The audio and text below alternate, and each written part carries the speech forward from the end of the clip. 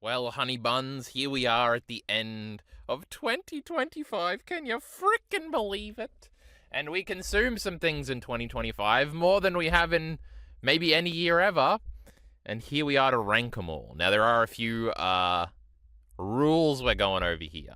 So, in the year of 2025, if you were following my Twitter, you would know this. My great media checklist. You gotta keep up with it. I mean, it's the greatest thing you've ever seen. It's the best list, of course, best list of the year. This is the second best list.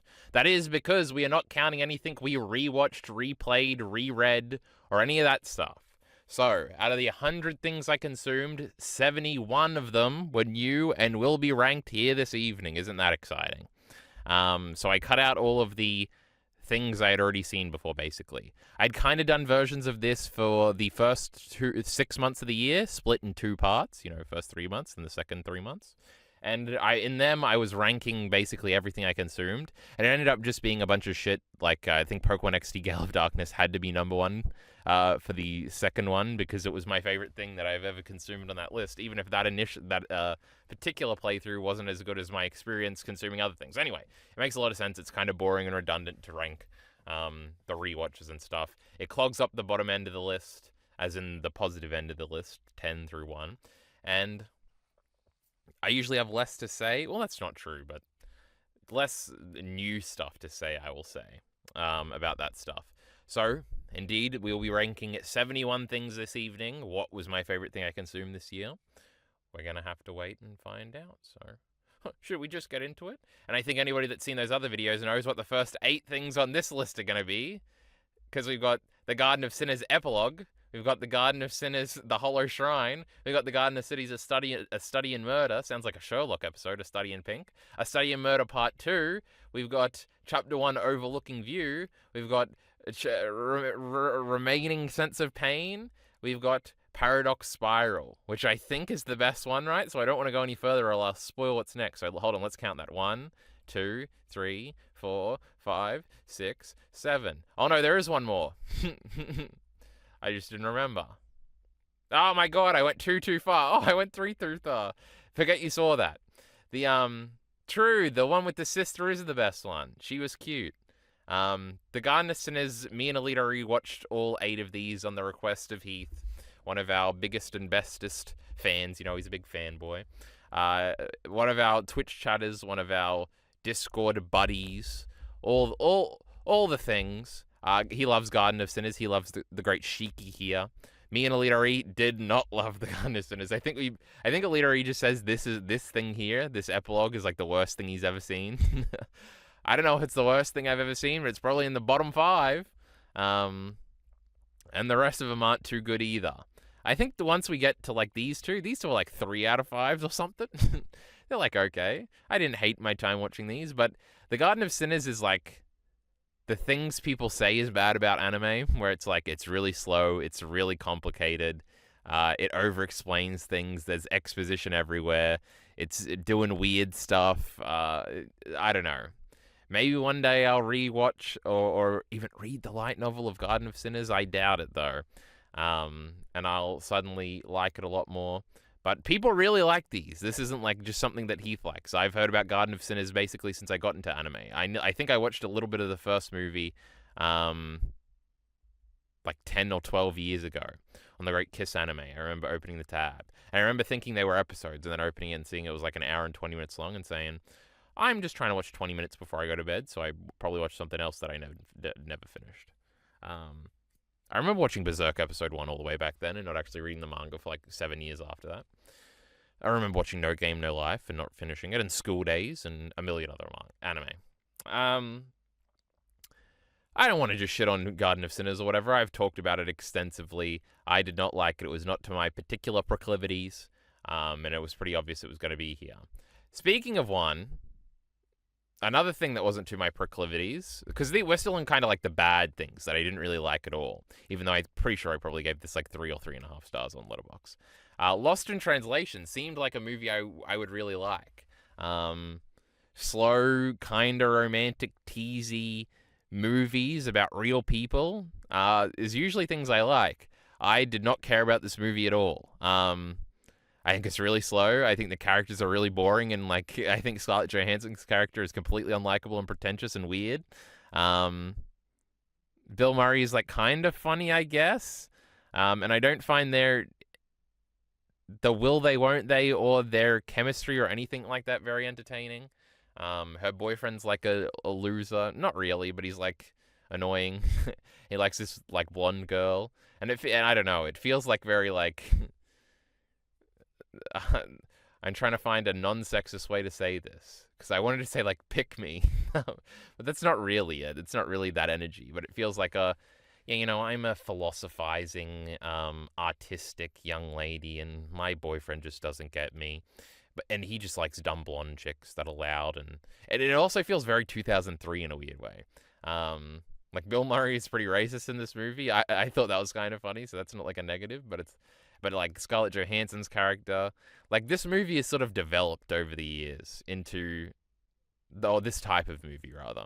And I feel like it would be executed more to like my sensibilities. But I did not really like Lost in Translation. I remember the ending scene, he like runs to hug her, I think, and it's like, ugh, whatever. It reminds me of Past Lives a lot, which is a movie I also don't really like. But I liked it more than this one, I guess. You know what? A thought just came over me. I'm like, is Scarlett Johansson a good actress? And I mean, she's good in Marvel movies, right? But I think those are the only things I've ever seen her in. So maybe I should shut the fuck up and inform myself. Also, it's weird that she looks like kind of exactly the same, huh? Like she doesn't look young. She looks like 28 here, and I feel like she looks 28 now. So how old is she? She's probably like 40, right? Anyway, everybody really loves Scarlett Johansson too. That's just a thing people love. But anyway, 63 was Lost in Translation 2003. It wasn't my favorite. I think I think for everything new that I added, I didn't add the year, which is going to annoy me because it's inconsistent on the PowerPoint. Now, I don't think anything new, because basically I just edited the PowerPoint from like 6 months ago, and so I only had to add the new things. So anything from the last 6 months, I think, of the year is not going to have the number next to it. And I copied them all from my Twitter thing too. So, anyway. Another movie I didn't like at all was Star Wars The Last Jedi. This is the most discoursed movie to ever discourse, and I very much went into it wanting to like it because I wanted to be edgy like that, but it's like easily the worst Star Wars movie to me. And it's not really because they ruin Luke's character or whatever the fuck someone would say. It's because it's incredibly unfunny. It's incredibly, like, boring, and I don't like any of the plots, I don't think. There's that one really cool line at the end when Kylo Ren tells them to shoot that piece of shit thing out of the sky, and it's a Millennium Falcon. It's really cool. Other than that, everything else sucks. Rey and Luke isn't really interesting. I remember the whole final battle. It like feels like, oh, this movie's still going. The Leia stuff is weird. All of the Poe stuff and everybody being annoying around him is dumb. Them being stuck in space isn't interesting. The Casino Planet is probably the best part of the movie, even though I know it's a very criticized part of this movie. Rose is a very weird character. Pivoting Finn away is weird too. I don't know, nothing. Like, killing Stoke off is like maybe cool, but like that doesn't really go anywhere interesting. What's the fuck is Adam Driver's name in this? Not Darth Vader. That's the other one. Darth Maul? No, that's the red guy. Kylo Ren? Is that his actual name? I think so, right? Anyway, he just kind of becomes a bad guy immediately, and it would have been way more interesting if he wasn't a bad guy, and they kind of do that in the next one. That's why I like the next one more. Luke's death didn't mean anything to me. Yoda was there for a second. That was pretty funny. But yes, I don't like this movie at all. Again, this is another thing me and Alita, we discussed all the Star Wars movies when we watched them at the beginning of the year, so don't worry, there's like 6 more Star Wars movies on here that are much better. I don't think one is next. I think the next thing... No, it is not a Family Guy thing. Stavros Halkias' comedy special, which is the only comedy special I watched this year. Fat Rascal from 2023. I'm a big Stavros Halkias fan. Sadly, none of his other movies are on this list because I didn't watch any of them yet. I didn't watch Begovia or whatever it's called, where he's like a cop or something. And I didn't watch his own movie, comedy movie, Let's Start a Cult, which I do intend to watch someday. I watched the Starvy's World podcast, and I've since gone back and watched a bunch of Come Town clips and stuff like that. So I'm a big fan. I just don't think stand-up comedy is very good. I think, like, and this is probably, like, the last thing any of these guys would ever want to hear, but I feel like they were all made to do podcasts, and, like, their podcasts are immeasurably better than their comedy. Stavros' stand-up comedy, where he does crowd work, this is also another thing I think you would hate to hear, is really funny too. Like, I can watch clips of him doing that all day. Like, he's very interpersonally good. And I think he does a little bit of that at the beginning. But I don't know, it's like too shiny, the specials. And like the consistent comedy for like an hour, I don't think is very engaging. I don't think I like this format at all. Like when it's like a little 5-minute clip you're watching on YouTube, you're like, oh, yeah, it's like the full joke. You're like, oh, yeah, that was good. And you can like tab over and look at something else or scroll Twitter while you're listening to it or something like that. I think I generally was laughing as I was watching it. It just, I don't know, it felt slow and it didn't feel like I was getting too much out of it. Now maybe just Stavros sucks at stand up and, you know, everybody else is good, and if I watch some more ones in the coming year, which I guess maybe I'm interested in doing, I'll just think they're tremendous. But I don't know. This was okay. I watched it and I said, like 3.5 stars or something, and then I moved on. It didn't blow me away or anything. But that's, I think, is all I have to say about that. Oh, next we got the 3 Family Guy Star Wars specials, of which I think they do get worse as they continue, which I think is everybody's point. People really hate, like, I think even the second one, but definitely the third one of these, and think it's like bad. There is like self-aware jokes at the beginning of the third one about how they don't know what to do or whatever, but I thought that was funny. And I remember watching these as a kid as really liking them. I don't remember if I ever watched them fully or whatever, so that's why they're all still on here. Even though I think I branded this one as a rewatch on my media checklist. So, but anyway, it's included here. I think they're all of pretty comparable quality. Like I probably gave them all 3.5 stars. But I think it's cool. I don't know. I like parodies like this. I like applying the Family Guy characters and being like, which one would be which character, and then seeing the little jokes and how it intertwines with their characterization on the show and references the show sometimes. And there's obviously a funny gag that Leia is Lois, who is Chris, who is playing Luke's mum. So it's like playing with the incest angle a little bit too. And then obviously Peter gets to be Han Solo. There's a bunch of cute little things like that. I don't know, it was just good. I watched this at the very beginning of the year, so I don't remember any particulars. What's my favorite joke? I don't remember.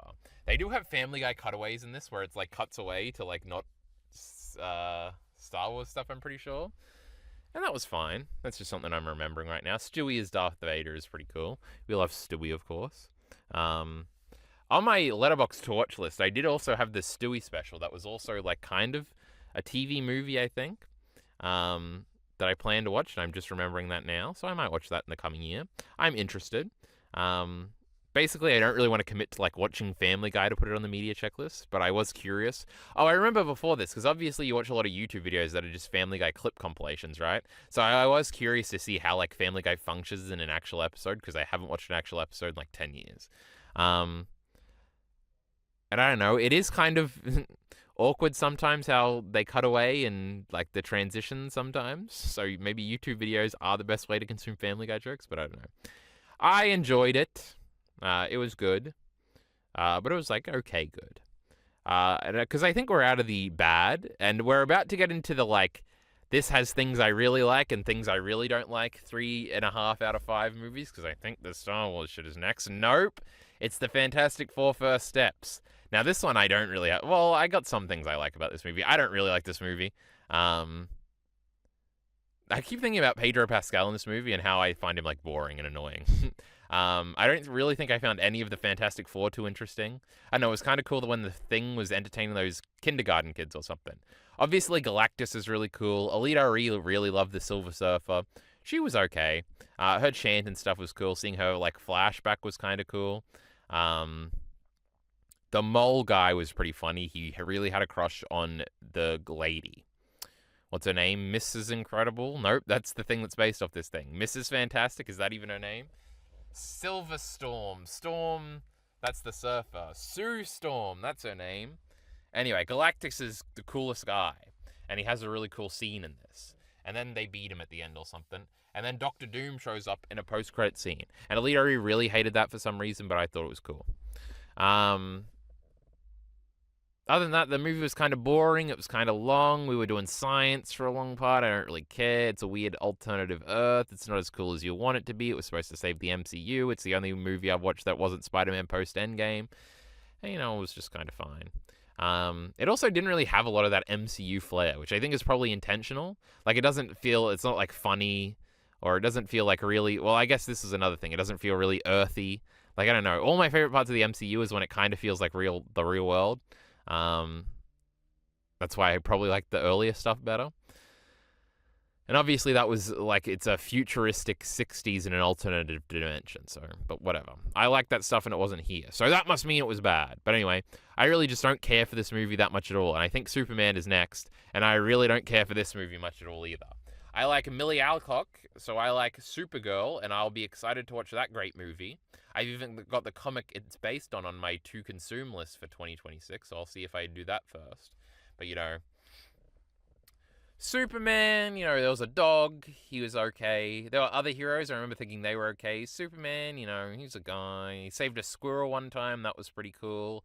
Lex Luthor was kind of boring, bad guy, I've never been the biggest fan of Guardians of the Galaxy or anything, so I'm not the biggest James Gunn fan, I don't think, so that's not too big of a draw for me to really like the movie. What else? There was a bunch of villains. I don't know. He had, like, hillbilly parents. That was kind of funny, I think. But I think that also annoyed me at some part. It was also kind of long, I think. So this movie was kind of like Fantastic Four. Take it or leave it. I watched it. I really didn't get much out of watching it. And I don't really care too much about it. But I will continue watching the DCU because this is the only thing that's come out for it so far. So I don't have to keep up with a lot to keep up with it. So that's good. I'm not watching some fucking TV show. Though I know they're planning to do TV shows and shit, so they're already ruining a good thing. Except it wasn't that good. I didn't really like it. Next, Crash Mind Over Mutant. We are not into the things that have some things I like and some things I don't like, because I don't really like anything about this game. It's kind of like, I don't know. I think this game sticks in my craw? That's a very interesting phrase for me to use. I don't think I've ever used it before, but here we are. Because Crash of the Titans is one of my favorite games ever. It's like my favorite childhood game. And this is like a sequel to it that like clearly tries to pivot away from it, but while trying to retain some of its identity. And I hate every change it makes. I hate that you can keep the Titans or whatever. It's obviously something kids would complain about and something they got feedback for and wanted to implement, but didn't think about how like the whole game is like good because you segment the platforming and the guys. Every time you have to platform with a mutant, it's miserable in this game. I don't like the overworld. I don't like going between it. The game itself is kind of fine. The combat is fine. I don't like the art style or the character design changes. In some ways, it's interesting just because I really wasn't aware of a lot of what happened in this game because I'd never actually beaten it. I'd played the beginning a lot. The game is also hideously ugly at times. Like, it's clearly a PS2 game trying to look, like, modern for the time, like 2008, and trying to look like a PS3 game. Not in graphics, but, like, just look at, like, the title screen, and it looks ugly. It looks like, ugh. And, like, even the health bar and shit here, that looks really bad. Especially when Crash of the Titans had such a cool, like, tribal health bar. I don't know. It feels a lot cheaper than Crash of the Titans, too, like, immeasurably. But, like, the core bit of it is okay. Even that isn't. I don't know why it's this high. It probably should have been back here or something.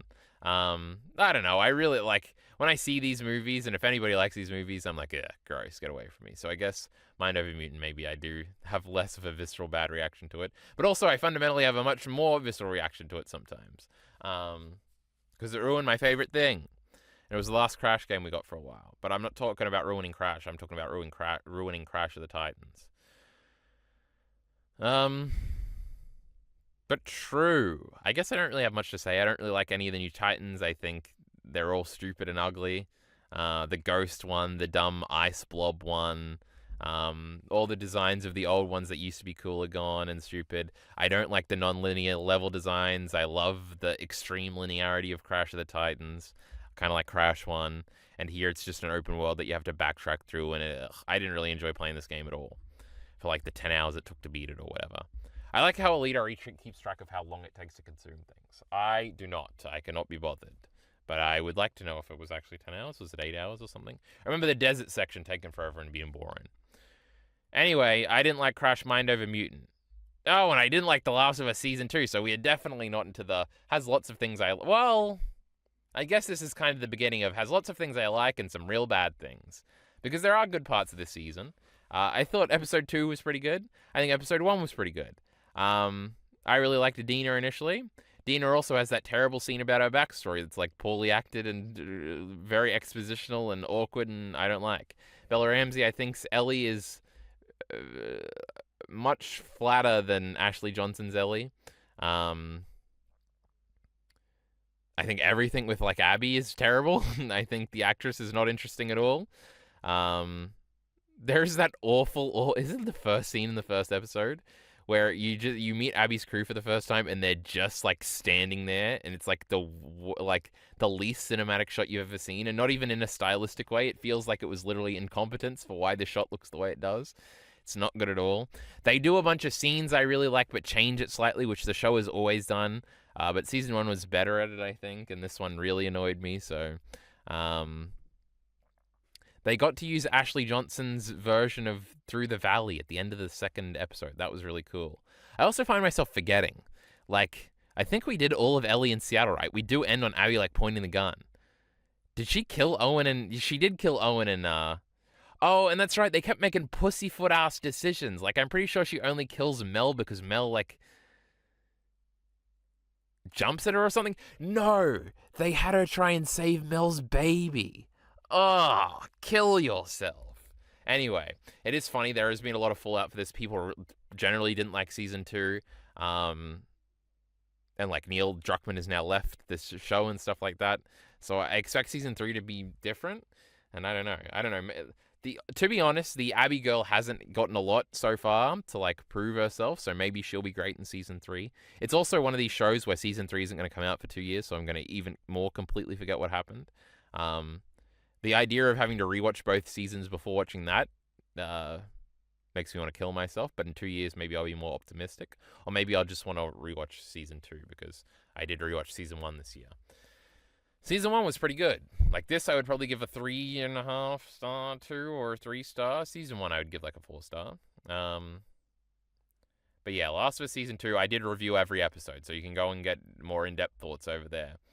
But it wasn't so good. True. Anybody else truing right now? Tyre's Season 1 I watched this year.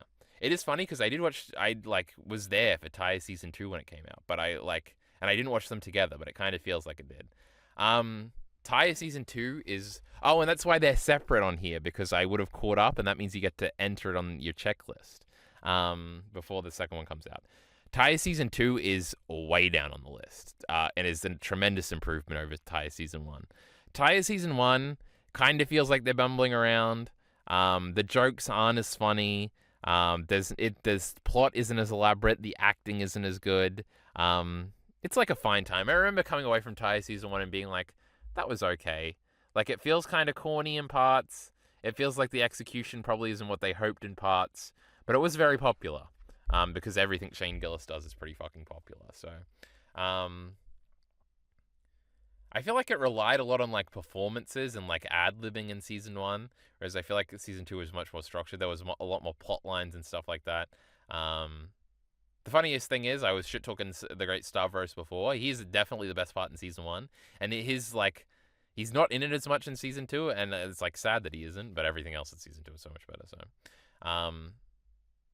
I don't know. I really don't know how to talk about Tyre Season 1 without talking about Tyre Season 2, so we might just move on for now and reference back to it when we get to Season 2 way down the line.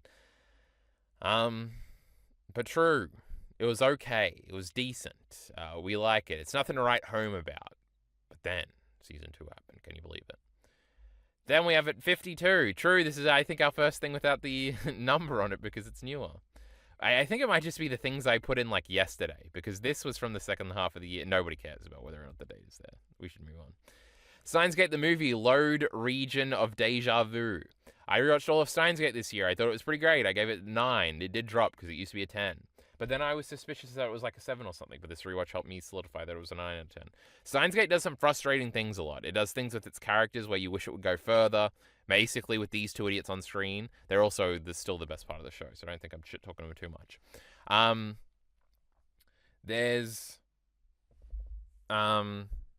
It also does frustrating things with characters where you want the character interactions to be a little more, and like characters don't talk to each other, so there's some silly plot things sometimes, and that's kind of frustrating. The first 30 minutes of this movie are awesome. It's just the characters hanging out, which is like the best thing of Steins Gate, obviously. And it's like new stuff, and it fits, and it's like also like post the series, so it's cute to see like basically at the end of the series it's implied that Makise and Okabe will probably still get together, because even if a lot of her memories are gone, like she might even remember some of them, and that was really coolly continued in the OVA, which is really good. And they continue it a little bit more here, where it's like, oh, it's been like a year, and they do text each other sometimes. And they clearly do still are in love with each other, but they're having trouble admitting it or whatever. And it's like sort of them going through the same song and dance and kind of admitting it at the end, and then we cut away because the movie ends. The plot portion of this movie is really boring and feels like a retread of the best hits of the show, and it feels like a plot to shoehorn Suzuha somehow being in the movie, because this is like an old anime movie where the movie is about like celebrating the characters and showing them doing their thing on the big screen with a little bit better of a budget. This movie doesn't seem like it has too much better of a budget, honestly. There's not too much exciting visual stuff happening.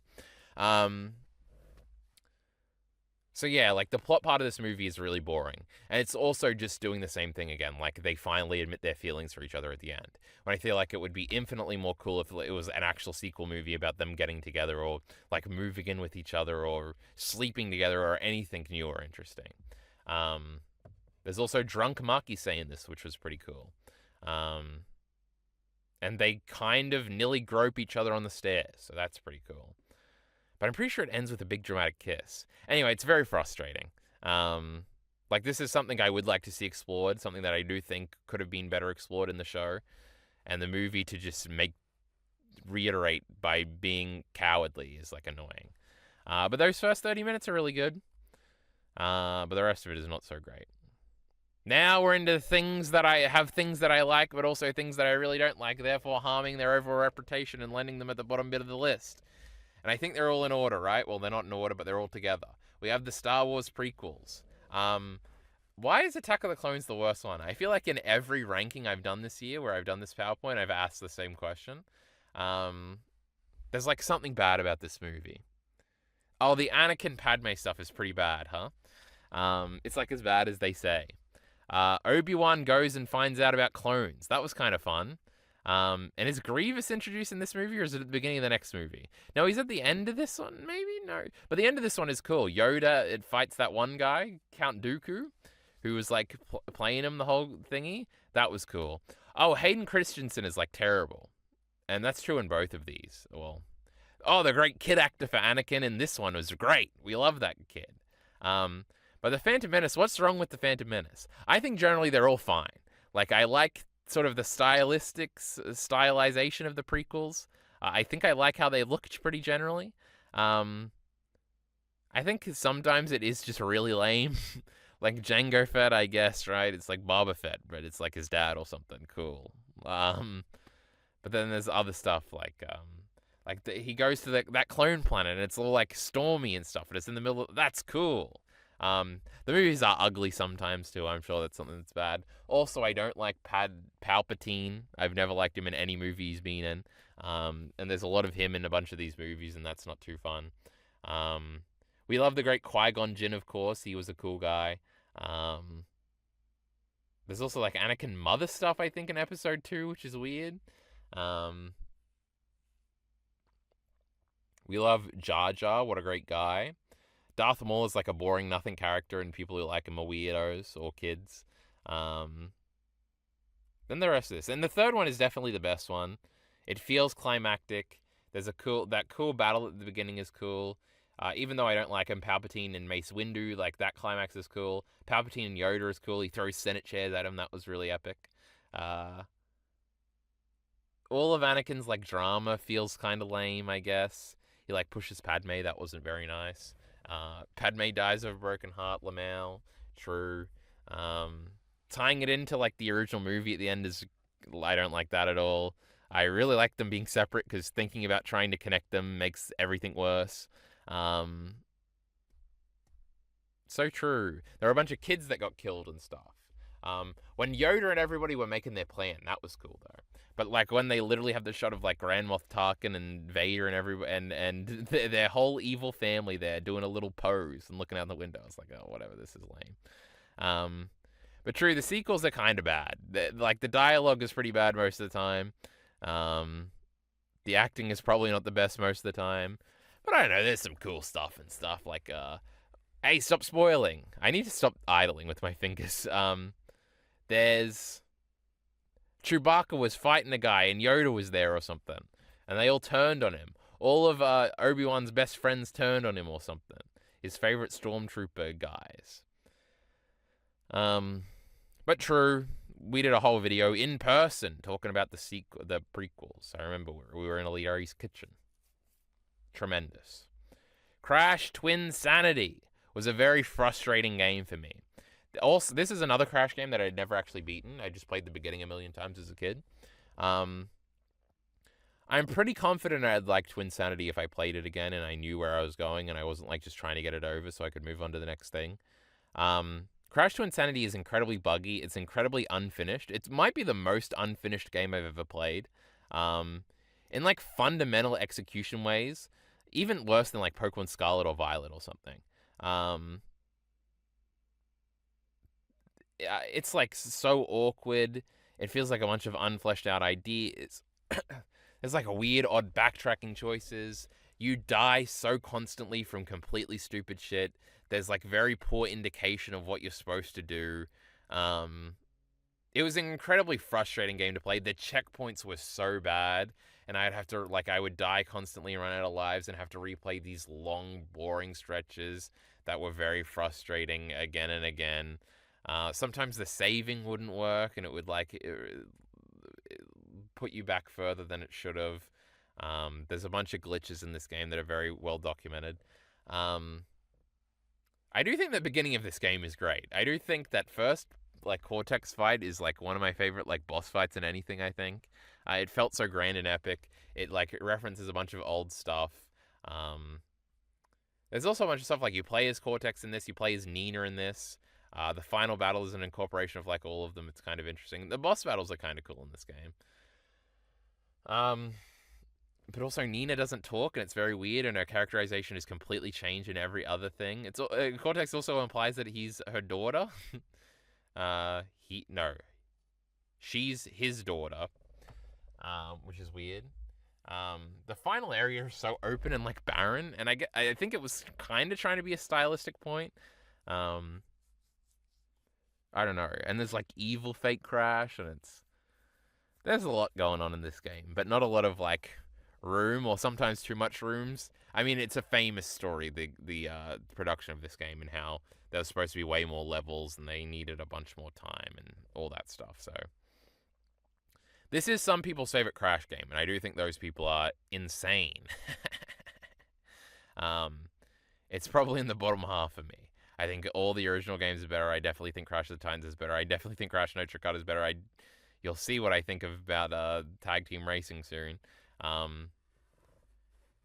Wrath of Cortex is probably better just because it's kind of more stable. Though Wrath of Cortex is also kind of a unfinished, ugly mess. Or an underdeveloped mess. It's not really unfinished. This is both underdeveloped and unfinished, I think. But there is a lot of old characters that come up in this. The Spyro cameo is cool. There's a boss fight against N Trophy at some point. Dingo Dial is around. Cool. It's cool stuff sometimes. I definitely think Twinsanity could have been the best Crash game if they'd gotten more time and were more polished. Also, the slide jump sucks in this game, so that's a big negative. Anyway, Twinsanity. Are those supposed to be boobs that I'm seeing on this logo here? Star Wars The Rise of Skywalker. Now we're really into a lot of stuff I like that is also terrible sometimes. So, Kylo Ren and Rey were really cool in this movie. They didn't go as far as they should have, though. The Palpatine fight at the end is kind of cool. That area is cool, even though Palpatine sucks and is boring. Oh, the beginning of this movie where they're adventuring is so good. I love that stuff a lot. It reminds me of the best Star Wars movie of all time, The Force Awakens, of course. When we're trying to wrap up everything and thinking about this in a trilogy, obviously all that stuff is really bad, and it feels like it comes out of nowhere that Palpatine is the bad guy now, and all that sort of stuff, and it doesn't feel like any of these characters had a thought out arc and anything like that. What does Poe do in this movie? He's just kind of with the group. The black guy comes back, Lando Calrissian, I remember his name. Oh, there's also a bunch of like new characters that seem like they're being teased in this movie for like future movies, but they're not. It's just sort of like shoehorned in. Like Poe's girlfriend here, this girl. I think she was the girl from Lost, right? I can't even remember. And then like Finn's new girlfriend here. Um, the C-3PO goodbye scene that's like obviously stupid and not actually gonna happen. Um, I know it's a mixed bag. Again, we had a whole discussion about this, but when I think about this movie, like when I think about The Last Jedi, I like want to shit on it with everybody else, even though they're all being retarded and don't actually understand why it's boring. Um, with The Rise of Skywalker, I know some people think this is literally like the worst movie ever. I think I'm a big Rise of Skywalker defender at my great score of 3.5 stars. Because some things I really do like in this movie. Remember when she like flips over the fucking Falcon or something? That was fucking epic. And they fought in like the dilapidated, like submerged Death Star. That's the coolest thing I ever saw. True. I guess we're done with that. Star Wars: The Rise of Skywalker. What a movie. This Fear, the New York City versus the Mafia is one of, I think, 6 documentaries that are on this list. I really liked a lot of the, 4 out of the 6 of them are mob documentaries, all kind of from the same series on Netflix, where they kind of interview the same people and stuff like that. This is the worst one just because I watched Get Gotti before this, and this uses a lot of the same stories sometimes, and a lot of the same interviews. So I thought this one was kind of redundant and annoying. So it kind of was just like a problem with me watching this second, and is why it's kind of low in my least favorite of all the documentaries, and the one I probably remember the least, but it is what it is. I really like documentaries. They're fun. They're very entertaining to me. They're very easy to watch. I think there is a part of me that would just watch documentaries all day, and that would literally be all I watched, and I'd be completely satisfied. I think I do want to limit myself to like 1 a month. Which I was doing for a little bit, and then I kind of lost my way, and then I think I watched 2 in December, which is fine. 2 of my more favorite ones, too. But this was not one of them. So documentaries are a thing I kind of started watching again this year, and I do really like, and I will continue. And this, Fear City, was the worst one. Not really because of any fault of its own, but more my viewing order. So what can you do? Now we're talking about things that are epic. Netflix's Cowboy Bebop, a show that I liked quite a bit and also found was very bad sometimes. That like whole last episode, I'm pretty sure was pretty fucking terrible. That first episode, I'm pretty sure was pretty fucking terrible. There's some good episodes in between though that I like. I remember not liking Jet's backstory where they try to be old-timey. But there's like a bunch of other stuff. Faye had a girlfriend for some little period. That was really cool. I think their dynamics are all pretty good, even though Faye is a bit of an uwu girl, I guess is the best way to describe it. She's like quirky and stuff and not Faye-like at all. None of these characters are like the way they're kind of supposed to be. They're all kind of weirdly off, and I think that's fine. I kind of like it, actually. Oh my god, there's an Ed scene at the end that was terrible. I am kind of sad because there is like people that worked on the show that have talked about how season 2 was going to be really good, guys, I promise. And I would have really liked to see it, even though positioning Julia as the bad guy at the end is kind of a terrible decision, and I didn't think that actress was very good, and she didn't seem engaging at all or whatever, but that's something. I'm trying to remember the other like episodes that I really liked. There was a Spike backstory one that I thought was actually pretty good. Vicious's dad being one of the guys was like a difference, I remember. There was a second Jet episode that I thought was okay. I remember thinking was okay.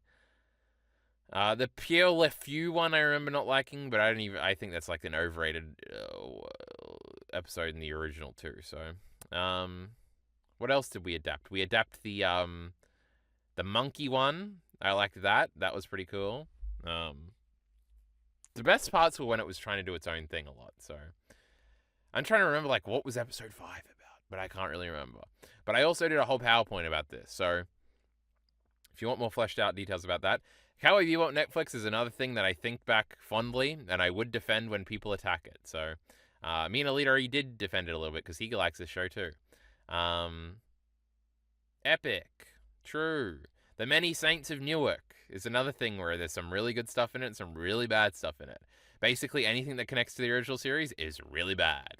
Basically, anything that's new, like this lady and Dicky Moltisanti and stuff like that, and even the black guy were like good, and I liked them. Um, I really like this girl. I think she was really, really great, and I liked her stuff with Dicky and stuff like that. That was really good. Silvio being older for some reason is like inexcusable and annoying.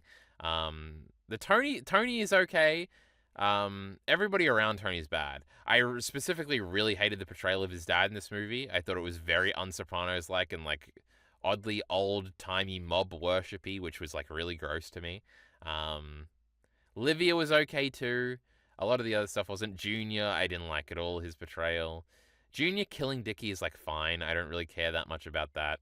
Um, Junior, Junior isn't as much of a fuck up as people say he is in the original show, and that's kind of like evident by the fact that you kind of like him. And like this was kind of like the legend of what people say about Junior being real. And I think a lot of the lack of power in the Many Saints of Newark is its lack of Sopranos demeanor, where it feels like it is like trying to say things, and it's like annoying.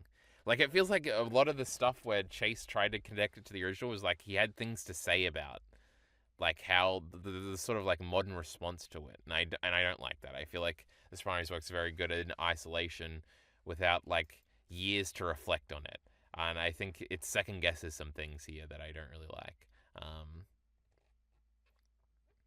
It's also because and I think part of it is that it's a movie. It's got a lot of cinematic flair, which is funny because The Sopranos is like people say it's very cinematic, and it is in a sense, but it has a lot of like prestige, pretty looking cinematic flair that I don't think fits at all with the tone or anything like that. So what can I say? And I feel like a lot of like characters, like older masculine characters, were supposed to be taken very seriously in this movie, and that's very un-Sopranos to me.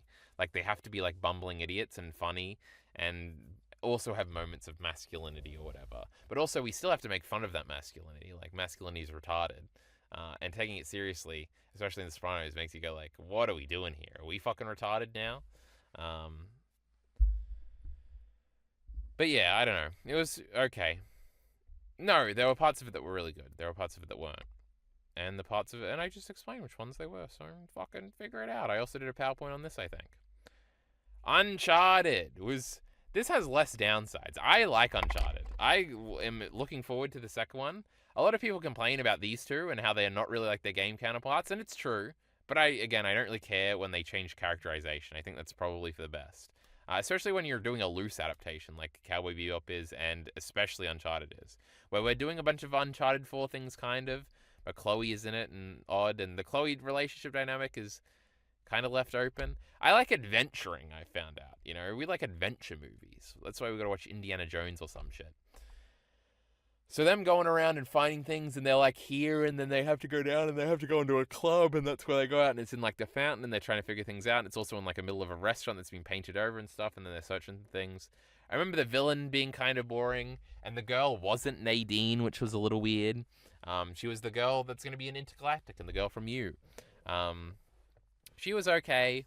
The action set pieces were pretty good, actually, because they were trying to do the over-the-top bombastic Uncharted stuff, and obviously that works pretty well in a movie, and I like it.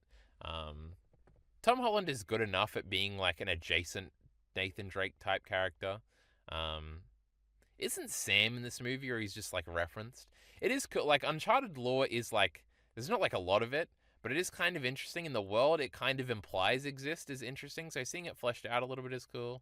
I don't know. Uncharted is another thing I have like fondness of. People don't really shit on this movie. I think most people think it's like pretty okay. And there's a sequel coming out soon. It did pretty well because it's a Tom Holland movie. So it's getting a sequel. And I know Elena's not in this movie, so that'll be interesting if they introduce her in the next one. There is like a blonde girl at the beginning that he flirts with slightly that I thought maybe was going to be Elena. And I like bought into their chemistry a little bit, so that was kind of cool. There's also the auction scene and stuff like that. And there's a Scottish guy he makes fun of. That was funny. I like Uncharted. It was good. I'd watch it again. So, pretty cool. We like Uncharted. Now we're kind of into stuff that I just kind of like but don't love. So we've got Tatsumi Fujimoto. I keep saying Tatsumi, even though that was a bit initially. That's Tatsumi Fujinami, who's got a similar name, but he's a Japanese wrestler. It's Tatsuki Fujimoto, 17 through 26 anime. And I've also got Look Back right next to it. I think Look Back is a little better. I guess Look Back I'm just not as attached to, so it doesn't really bother me when things are changed. There's a lot of like tonal changes in these that I don't really like to make it like grander. I always take the attempt to like grandize things in anime as like an insult to manga, so I usually don't like it. So even that in and of itself like pisses me off, and then the fact that they kind of ruin the tone, like at the beginning of the Shikaku story. I don't even know if that's a name. I think I just said Gaara's Jinchuriki thingy again. The One Tails. I don't know, the mermaid one wasn't as cool. It's like one of my favorite ones. The sisters one was much worse, and there was lots of censorship in it. Apparently there is an uncensored version somewhere. It wasn't on Amazon, and I didn't watch it. They're also all way too long, so they're okay, but they're generally pretty fine. Like, I think you get the point, and I think you would appreciate them even if you watch them in the anime first. And I think the same about Look Back.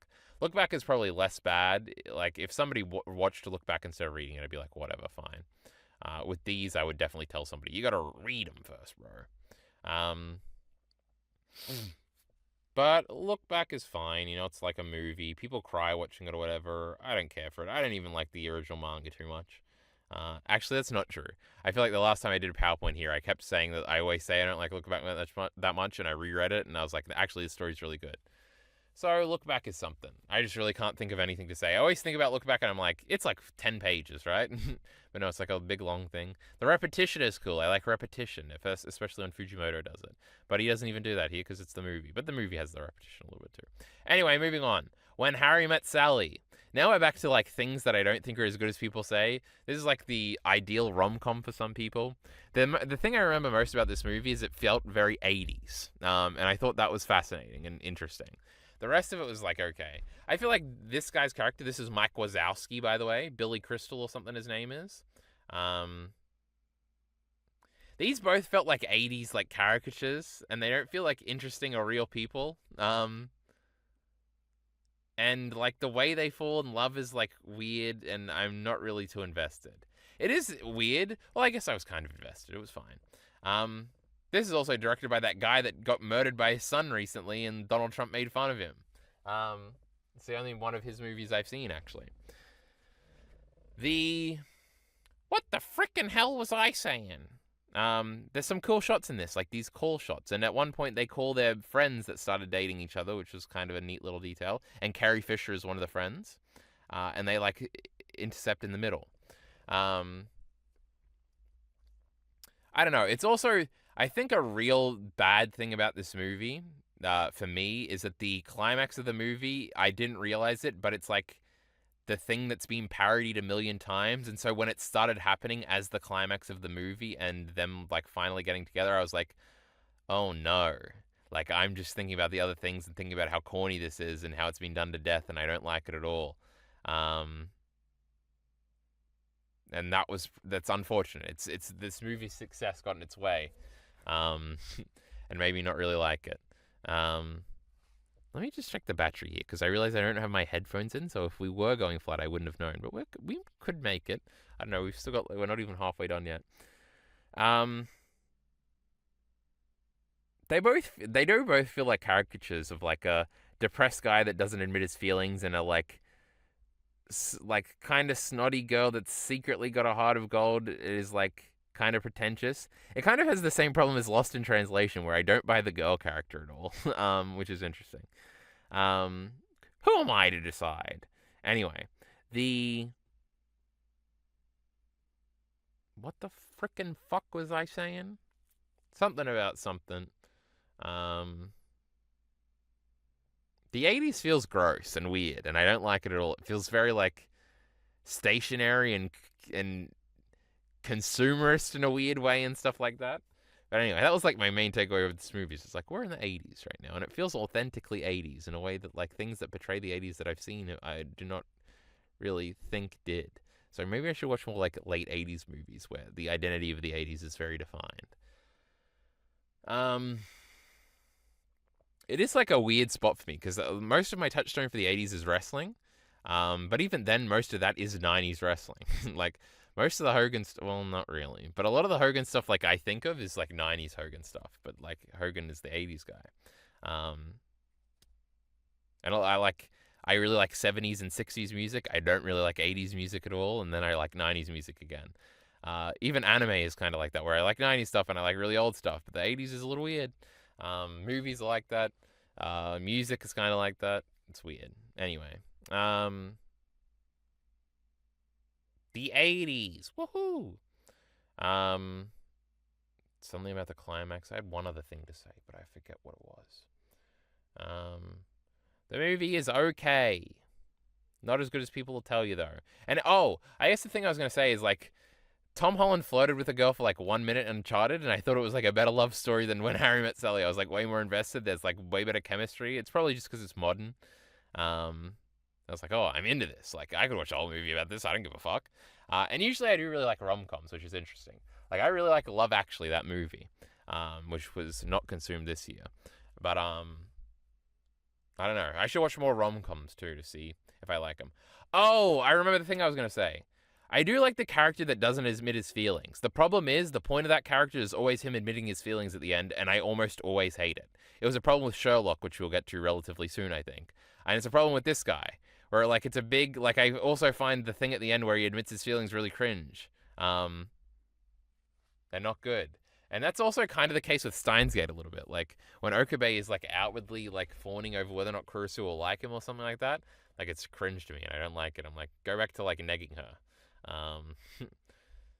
What should happen is neg, dramatic makeout session. Then afterwards, they smile at each other or something. Like, I don't need them admitting your feelings scene. But I think that is probably a payoff for a lot of women when they're into rom-coms, so it's probably in all of them, huh? Anyway, When Harry Met Sally. Ooh, number 39. Another thing that I probably don't think is as good as people say is Crash Bandicoot 4 It's About Time. If you had asked me while I was playing this game, especially towards the back end, I would have told you this is a piece of shit game and I hated it. Now that I'm finished, and this is also the 100th thing we consumed, the last thing we consumed in 2025. Everybody, congratulations. Again, the last few years, I think the highest my list ever got was like 29 or something, so it was a big year for consuming for me. And we hope to replicate it next year. Though I talk about this often, I do have a thing where usually I focus on a thing for a year and I do well at it, and then the next year I, like, ignore it, and then the year after I come back in a big way. It was usually the case with my video essay, like keeping up with video essays and the Excel spreadsheet I'd catch. Like, every second year it would be big. Every other year it would be, like, off. So maybe next year we're back to, like, 25 things consumed. Though I doubt it, because consuming things is kind of fun and good. So we'll have to persist through and win the day. Also, I was home for most of this year. Well, all of this year, which wasn't the case for the 2 previous years. Anyway, Crash 4 is, like, really... I don't like the controls, and I still haven't gotten over it, and I think it's a pretty big hang-up. And I think I'll probably get over it. It's also really difficult, and the levels are really long, and that's really annoying to me. I think the game's kind of ugly. I think playing as every character but Crash is miserable. But it's probably pretty good, right? And, like, when I think back about, like, the Crash loop, where it's like, right now, if you were to put a controller in my hands and have me run through one of those early Crash levels in this game, I'd be like, I was probably having a pretty great time. And I'd probably enjoy optimizing this and going for all the gems and the time trials and shit like that, which I probably will do at some point. I will attempt probably next year. Even though people say it's, like, the worst experience ever. Doing it slowly, I think, might be fun and possible. This game is a big, like, wait and see. Like, in a year, I'll probably have a more defined opinion on this. But as of now, like, I probably like every game in the original trilogy better than this. I like Crash of the Titans better than this. As we're going to see at the ranking, I like a certain other game better than this, too. Well, actually, 2 more Crash games on the list, right? But Crash 4, I have odd feelings about. I don't really like the new powers at all. I think the masks are lame. I kind of like all the oddly specific references to not the original Crash games, like the temple thing at the beginning of the game on Wampa Island, looking like the thing from Titans, and this girl's power is like the like the ghost's power from Mind Over Mutants and stuff like that. All that stuff is, like, weird, and, like, interesting that they included it. And there are other references to things too. I would be interested in like this studio doing another game. I don't think they exist anymore though. I think they're all working on Call of Duty, right? That's like the meme. How could you let them work on that piece of shit multiplayer slop and not the great Crash Bandicoot? How many YouTube videos have said that? Also, this game is like came out in 2020. It's ridiculously old. And I didn't play it until this year, even though I'm the biggest Crash Bandicoot fan of all time.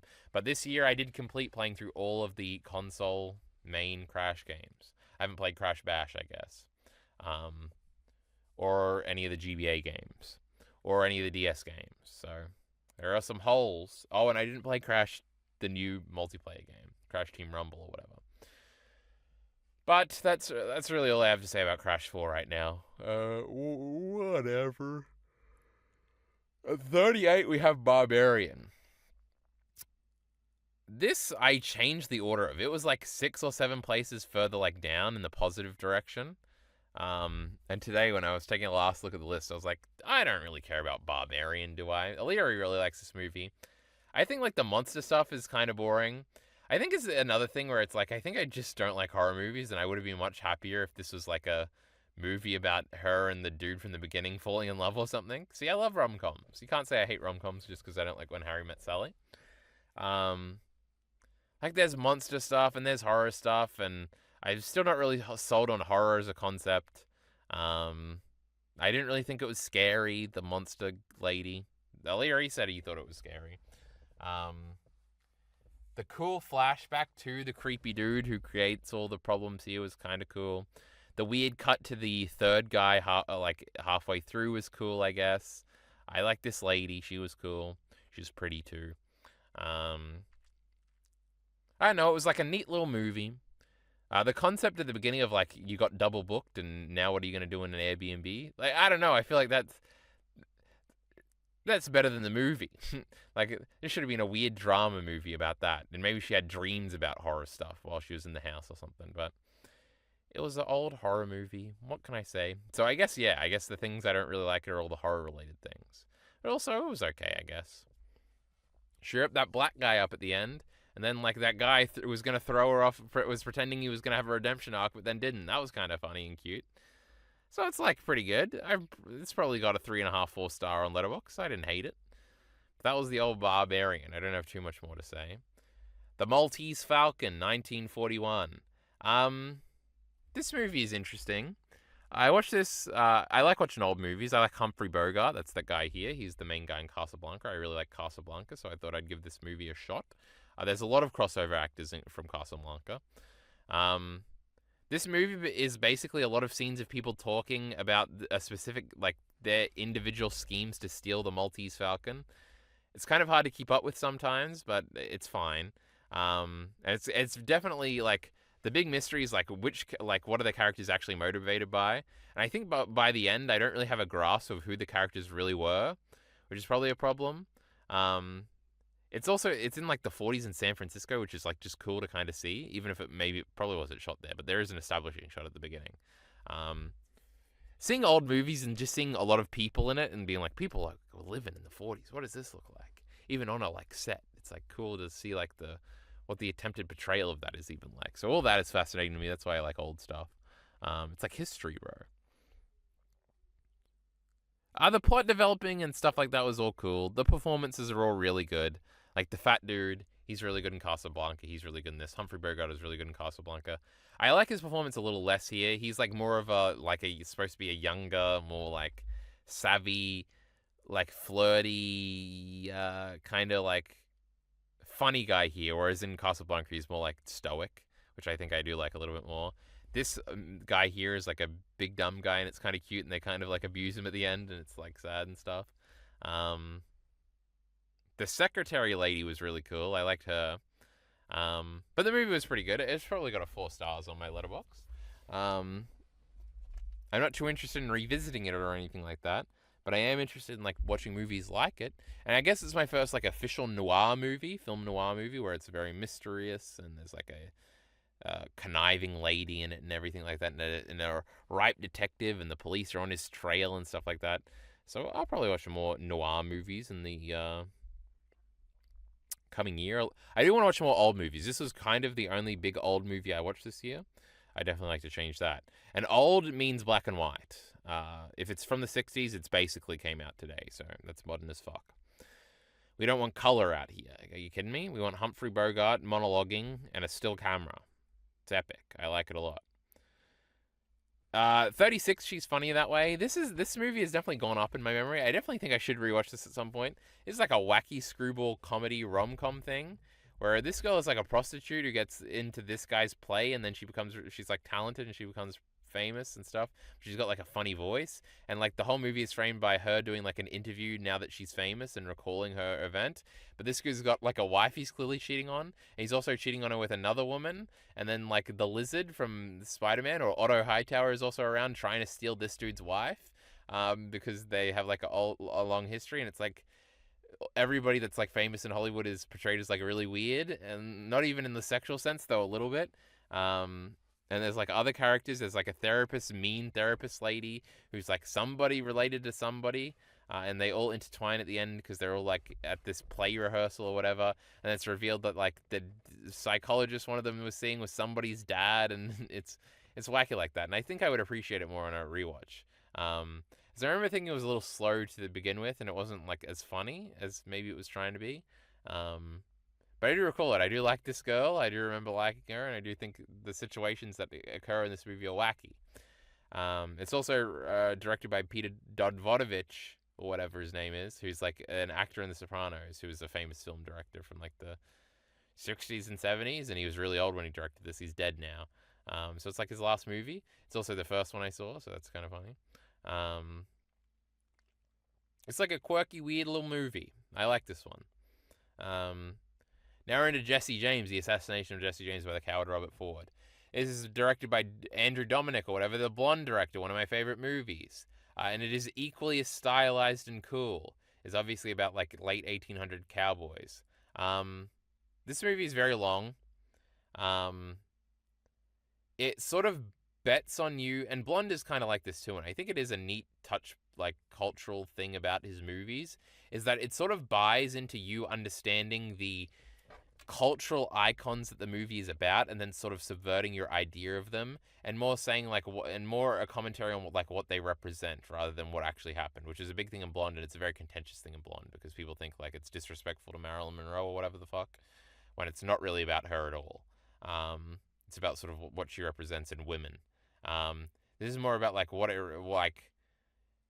a hero's representation and a coward's representation in a famous tale, and how it's probably more complicated, and really like switching the roles and making you really dislike the supposed hero and really kind of like the coward.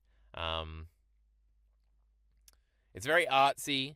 I think I just didn't get it. I was not familiar with Jesse James and the Coward Robert Ford. Obviously, the title of the movie kind of catches you up on the basics. But I didn't know that, like, I think you're supposed to know the exact scene it happens, because they do tease the scene where he, like, kills him, where he's looking at a painting and he shoots him from behind is basically what happens. And I think that's, like, a famous, like, artistic image, because they make a big point that Robert Ford basically does a big show where he, like, explains to everybody how he kills the big bad Jesse James or whatever. And then eventually he gets killed by, like, a disgruntled fan or whatever. So I think with all that knowledge going back through and having read a little bit about, like, the actual people and things like that, I'd probably be more ready to appreciate the movie. A bunch of the performances are very weird and unique, but I think they're good. Like, obviously Brad Pitt is the main guy, and not Ben Affleck, Casey Affleck is the other main guy. And it's a lot of tension of, like, who's trying to kill who and who can you trust and stuff like that, and who fucked who over and stuff like that. It's all really cool. I think I would appreciate it more. Honestly, I was just like, it kind of just flowed over me when I watched it the first time, and it wasn't resonating as much as Blonde. And I was a little disappointed in that, I think. But I think I ended up giving it a 4-star, so it is very much, it's like Crash 4. It's like once I redo this, I think I'll have a more established feeling about all of this. But true, that was The Assassination of Jesse James by the Coward Robert Ford. Oh, next up we have Chrono Trigger.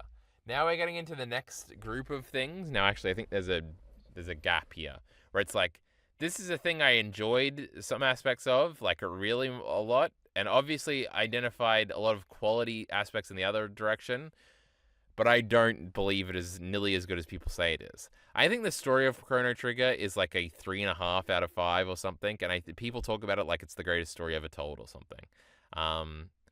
Chrono Trigger is also talked up for having like really interesting endings when it really absolutely does not have any interesting endings at all. My favorite thing about Chrono Trigger, and you're going to hear this about another game coming up soon, is the gameplay. I think the gameplay is really fun. I think some of the characters are really fun. Like I really like Marl. I really like the girls. Basically, imagine that. I really don't like how interchangeable every character is, except for Chrono, kind of in the story, and outside of their individual introductory arcs. I also don't like how structured the game is into those different like introductory arcs, and like characters really have their introductory arcs, so now you care about them, and then we sort of move on, and maybe they have one character moment later, and they also have like side individual missions at the end, but it's like, oh, whatever, this is just a side thing, and doesn't feel like it has too much impact. Chrono Trigger is also a game I think I would appreciate if I didn't play it with a guide and didn't play it modernly. Because I feel like this is definitely a game as a kid, you'd be like, oh, and then like on your 7th playthrough, if you do this way, you can actually get a different thing. Like, that's crazy. Like, I remember playing games like Yu-Gi-Oh! Capsule Monsters Coliseum as a kid and like wishing that different things would happen. Like, just because I'd played it so much and I was obsessed with it and I played it so many times. It's like, man, imagine if this time, like, there's a different final boss, or maybe this time New Game Plus really will be unlocked if I fucking beat the game, or like different monsters will come up or something like that. Like, I remember thinking that and being like kind of disappointed that that absolutely never happened.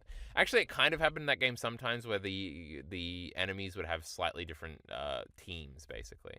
So I think that aspect of discovery that I just don't have time for, and I would probably never engage with a game with in adulthood like that, is probably why it has a lot of childhood like nostalgia, good memories for people. I think the game is tedious sometimes. I think, I don't know, I'm trying to remember. I think like the different periods were kind of interesting, but nothing too interesting is ever done with anything in this game, I feel like. None of the plot stuff really ever grabbed me. Like, Chrono dying and coming back was like whatever, but Chrono's like a non-character. It's like a meme. He doesn't speak. And he's like this player guy. So when he dies, it's like, well, I don't really give a fuck about the player guy. As a kid, I guess you probably would have identified him because you would have thought he was literally you. But like, that didn't really work on me. And yeah, I don't think any of the characters are any good. I think like this game does feel like Dragon Ball a lot. Obviously, Toriyama did a lot of the art here, and I think a lot of it has the Dragon Ball, like, it can be oddly dark at places, but it also has like this general like friendly tone, and it never actually gets really dark. And I think that hurts the story a lot, where it does feel like kiddie in a way. Because I know like. And I was scared this is what like all of the JRPGs were going to be like. But then I played like the first hour of Final Fantasy IV, and it felt like much more dramatic and like self-serious and like dark. And I was like, oh, I'm going to like this game a lot more than Chrono Trigger. And that's not even the big one. That's not even Final Fantasy VI or Final Fantasy VII. So I guess Chrono Trigger's sensibilities a lot of the time aren't really for me. But yeah, I don't know. I like exploring the dungeons. I like the dungeons. I like that the enemies aren't random, but they like are in the overworld. All that stuff is really cool. Obviously, the game is very pretty, and stuff like that. I like the sound effects and shit like that. Like, the game obviously is really polished and really good. I just don't think any of the content really speaks to me. Like, the end of time is like a cool location, and like ominous sometimes. But then you kind of figure it out, and it's like, oh, okay. It's one of the gurus. That's kind of cool. I don't know. I'll probably play Chrono Cross one day. It's not really anything like Chrono Trigger, as I understand. Like, obviously, tonally and artistically, it's completely different. But, you know, I think Chrono Trigger would be an interesting, like, 10-episode anime. I know there was, like,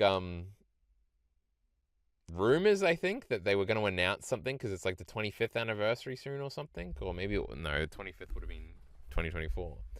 Some sort of anniversary. Oh, no, it wouldn't have been because I'm looking at, because I played this on the PS1, that's why it says 1999 there. But it would have been, I think it's 95, right? So it would have been, I don't know, it's something. They were speculating that an anime could happen. And obviously there are like weird animated cutscenes in the version I played that weren't really good.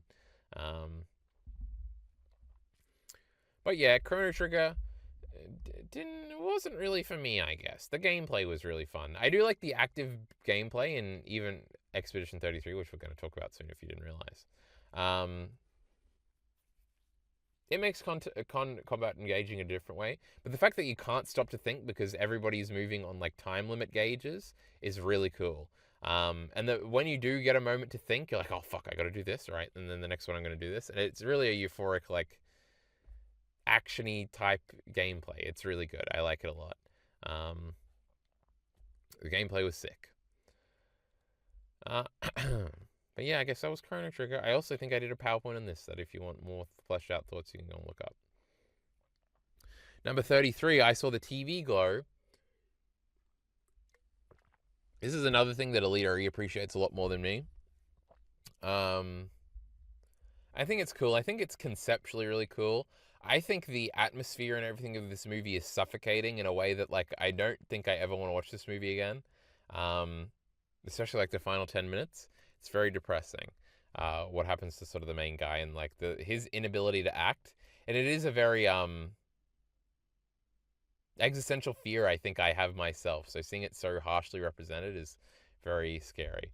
Also, there's the big trans aspect of this, that the movie is very much about transness, I think. And I remember being disappointed when I realized that that's what the movie was about. Because like everything, like a bunch of mysterious things like clicked immediately into place when I was like, oh, it's a trans metaphor. And like, I appreciated it, but I was also like, I was kind of hoping for something more like meta or twisty or something like that. And to be fair, it does attempt to do that too. And the transness is never too explicit. Not that that would be a bad thing or something, like I'm advocating for conservatism here. Here's another movie we did a discussion for. I don't know. This girl has a monologue that I really liked that a leader he said was bad. I remember that, even though he liked the movie way more than I did. There's a lot of cool concepts in this movie. I think the execution is also good. I just think like I don't know, there's something, it's a very weird movie. It's very odd. Where I really can't think of a way where it could have been like, where I could have liked it more. Like, it's not like, oh, in Steins Gate we should have like fleshed out Makise and Okabe now that they are like dating more. Here it's still, I don't want to make like, oh, you should have had this character stick around more and maybe it would have been better or something like that.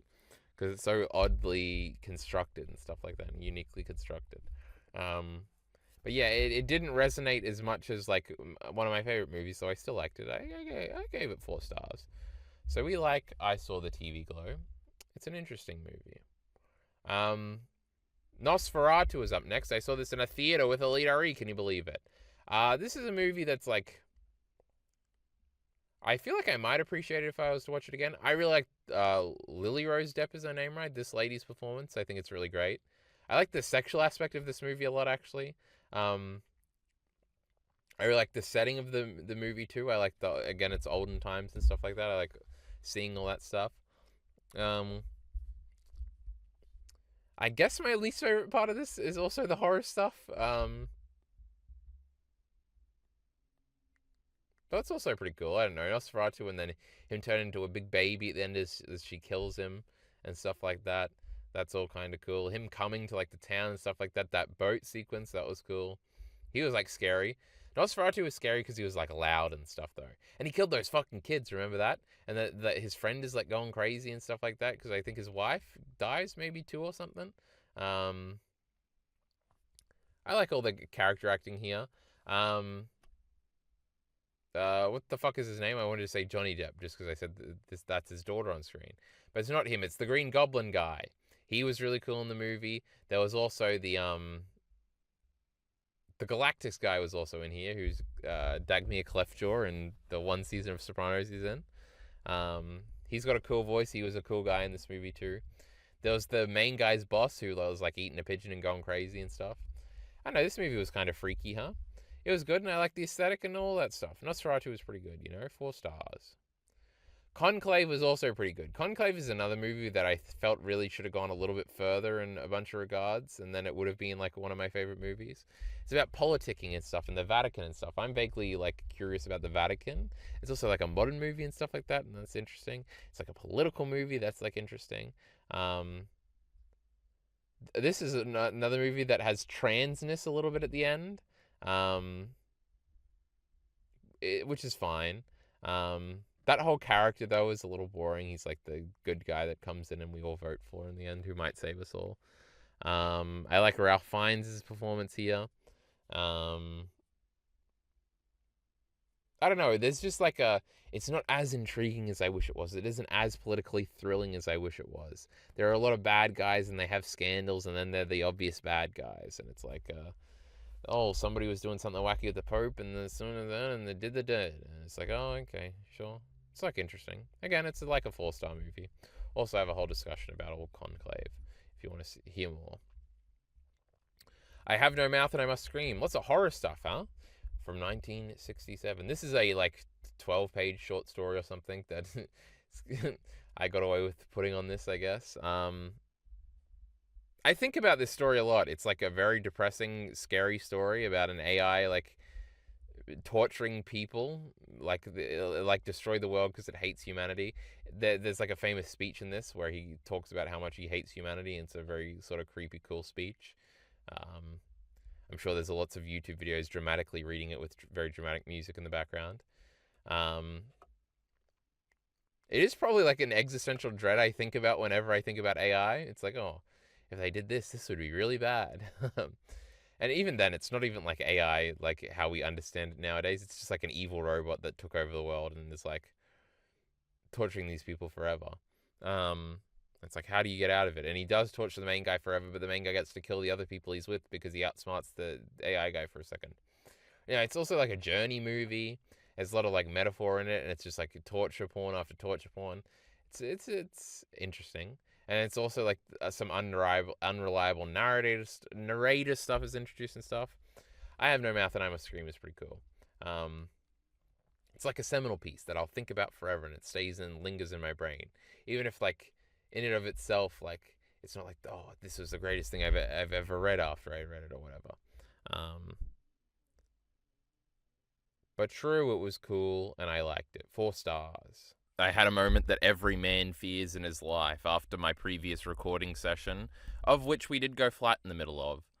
I reopened OBS to find the disgruntling message, "You've used up too much space and we are no longer recording." But, alas, it was only about the last 5, maybe 10 minutes. Probably only the last 5 minutes of my recording session, so we are all fine. All I did was kind of talk about this documentary section, which is... Hey, press next. Number 29, which is Get Gotti. And then basically all the documentaries, except for one, are all in a big order here. We've got the Mob Philadelphia versus the Mafia one. We've got the David Chase Wise Guy one. We've got the American Manhunt Boston Marathon bombing one. And we've got, in first place out of all of them, ranked the best, is the Osama bin Laden manhunt one. These kind of all go together. They're all Netflix mob documentaries, except for the David Chase one, which is a HBO documentary about a mob show. Can you believe it? Well, these two aren't mob shows, but they're manhunt shows. Whatever. They're all Netflix documentaries.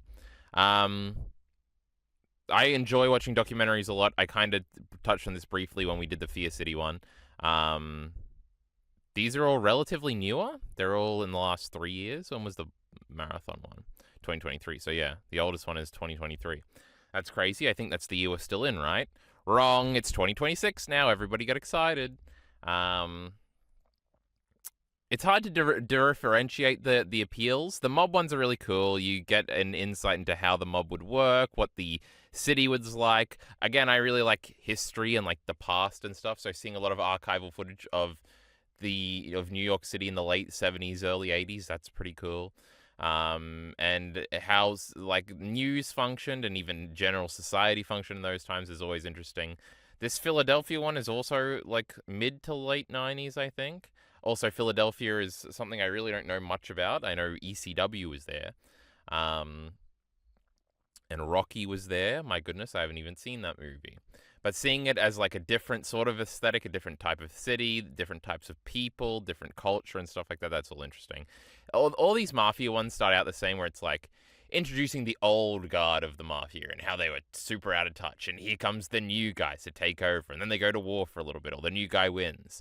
And then it's like the new guy is here. But then here comes the great FBI to shut them all down. And they put a bunch of wiretaps in, and somehow all of these wiretap things are successful. It's interesting. Now, obviously, it's like cut up for the documentary, but you think like they're literally like sneaking in and placing a wire when like nobody's home, and then sneaking out, and they're like successful at it all the time. Or it's a thing that they just do a bunch. And it's like the same guy too. He's like in all the documentaries for like, yeah, I was the guy that did all this stuff, and I had to plan it all out, and this is how we fucking do it, and this is how we did it. And, it's a pretty high-stress environment, if anybody comes at any time, I'm just going to get fucking killed, but here we are, we put a fucking wire in. And then they always win. It is crazy. A lot of these documentaries I watched, and the one that isn't here, that will be appearing much later, you gotta have a lot of evidence to get a conviction, which is kind of crazy, because I feel like that's not how it's portrayed in like fictional media. But they have like this guy. Hold on, I can do my cool laser point. This is pretty cool. This guy just orchestrating like murders and stuff. But because he doesn't literally say, let's murder this guy right now, they're like, no, we don't have enough evidence. We have to like tie it in for a few more things. And because they're trying to get them on like RICO predicates, they need the murder stuff, but they also want to tie him into the mafia. So now they need evidence of mafia. And so they have to like try and take photos of him with other mafia guys and be like, well, this is the mafia at work or whatever. And it's crazy because there's the one level of like, everybody kind of knows what's going on. And so, of course, the police also, like everybody in the city knows like who's running the mafia. So, of course, the police know. But to actually prove it to jurors or whatever, beyond a shadow of, not a shadow of a doubt, beyond a reasonable doubt, it's complicated. And it's like hard to put people in prison and stuff. Especially for all the counts. And in a bunch of these documentaries, like in the Gotti one, I think he just, like, they did get all the charges or whatever, and he went to jail for like 40 years or whatever. But this guy goes to jail for like 6 years. I think this guy goes to jail forever. But again, in the other documentary we're going to get to, it's like, he got some minor charges, but didn't get any of the major ones. And he actually interviewed jurors in that one. We're not talking about that one yet. Spoilers, you can probably figure out which one that one is. We're going to talk about later.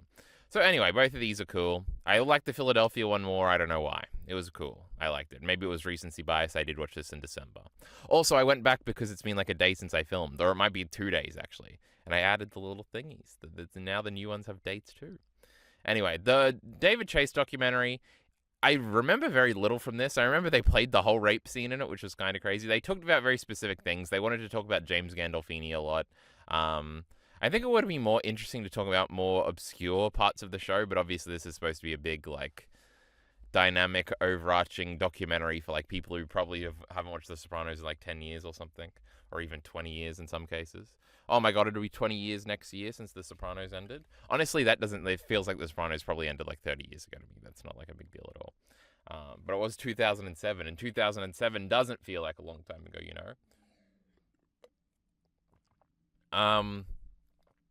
But true. This one was weird. They did the ending joke. That was cute, whatever. Some of the David Chase, like, backstory ones, like, interviewing at the beginning was cool. And there's a lot of interesting footage, and there's a lot of behind-the-scenes footage in this. That's really cool to see, too. So this one's pretty good. It's on a topic I'm more interested in than all these other things, so... but it could have been handled a little bit better, I think. These manhunt ones are a lot more interesting because rather than it being about like, well, we figured out that these guys are associates and then we followed them around and we got photos of them and then we did a wiretap. These ones are like, a terrorist attack has taken place. We've got to like scour through a tremendous amount of evidence to try and figure everything out and find the guy. Now, in the Boston Marathon bombings, obviously, it's to find out who did it. In the Osama bin Laden one, obviously, he claims responsibility or whatever pretty quickly. But it's like actually finding him in deserted outback Pakistan.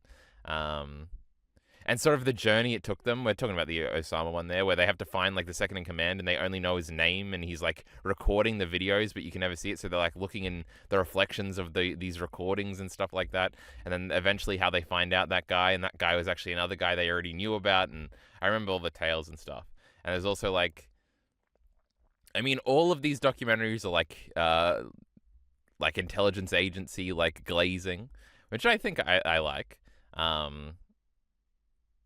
And so they're all like, yeah. And then everybody, the public thought we were all incompetent because it took us like 3 days to find the Boston Manhunt bombing things. But you're like going through it and you're like, that's so right. The public are just so mean. They're not incompetent. They're working as hard as possible. This is an impossible task. And look, they got it done. What champions or whatever. And that's the same with the Bin Laden stuff, right? Because it takes them 10 years to find him or whatever. But they found him. And then the Bin Laden one, like going through like what exactly is happening in like the White House while the mission is going on and the updates they're getting and what Barack Obama is doing and stuff like that is really interesting. It's like, yeah, and then he went into a back room and he talked with Joe Biden and they seemed very serious. And then they came back and the president was a little less shaken. And then they found out they had won. And then there's a big photo of them all throwing their hands up in the air or whatever. And look, it's Hillary Clinton. These are all your favorite characters from this TV show, and it's interesting. Anyway, all these documentaries are really cool. I like documentaries. These are all like crime documentaries, kind of, except for the Sopranos one, which is of course a TV show documentary. I like them a lot. Documentaries in general, I was trying to do a like one documentary series a month thing because a lot of these are series. Like the Osama bin Laden one is like 3 like 70-minute episodes. Same with the Boston bombing one. The Wise Guy one is just 1 episode. And these are both like 3-episode thingies. So I like how they're structured in episodes. It's really cool. It's really addicting to watch. It's really easy to watch. So I'm going to probably try and limit myself to just 1 documentary a month. Otherwise, I will just watch documentaries all fucking year. And because fiction is boring and lame and fake. So we don't like it. But anyway, that's numbers 30 through 25 or whatever they were. Now we got 24, which is Donald Duck going quacker. Quackers. I didn't fix this, apparently. I didn't remember to. I made a whole video about this game, a scripted video. This game is very charming. The fact that it is a Crash Bandicoot clone is very charming to me. These are all things I said in my video. I think I gave it 3.5 stars, and I definitely would give all of these 4 stars. But I don't know, just in my heart of hearts, maybe it's a 4-star video game because I'm like, what did I enjoy doing the most this year? It's probably I enjoyed this over the documentaries. I don't know, just in my internal ranking, I followed my heart to get to this answer. But this is a PS1 Crash Bandicoot clone, 3D platforming, kinda half the time 2D platforming game, where you play as Donald Duck. You gotta go rescue Daisy from Murloc, the evil guy, and you go through 4 distinct worlds, all based on Donald Duck-esque characters and stuff like that, which I only really have a touchstone through DuckTales, but most of those characters were in DuckTales, like Magic and Dispel is one of the worlds, Duckburg with the Beagle Boys is one of the worlds, and there's just a random forest world and all that stuff, so I like it a lot. Ooh, now we have 23 Monster. Monster is another one of the things, and I think it might literally be next, but there's 2 big things that I consume this year that everybody really loves, and I don't love nearly as much, and therefore I have become haters of these things, because I'm constantly fighting against the general perception of them. However, I don't actually hate these things, even though I will say that I do in a dramatic moment every once in a while because I'm annoyed. Monster is a big manga series. Some people say it's the best manga series. Most people have it up there with like Berserk as a top 5 manga series. It's also got a very popular anime adaptation, a full anime adaptation, which of course Berserk doesn't have, so that's interesting. Monster is really easy to read. It's gripping. It's like a thriller. You kind of want to know what happens next. So I read it all very quickly. I kind of read it mostly on a whim too. My problems with Monster is I don't think any of the answers to the questions are interesting at all. I don't think... what the fuck is the bad guy's name? Like, that's the second most famous manga villain ever. Well, I want to say Reinhardt, but that's not it. I'm pretty sure that's an Overwatch character. What the fuck is his name?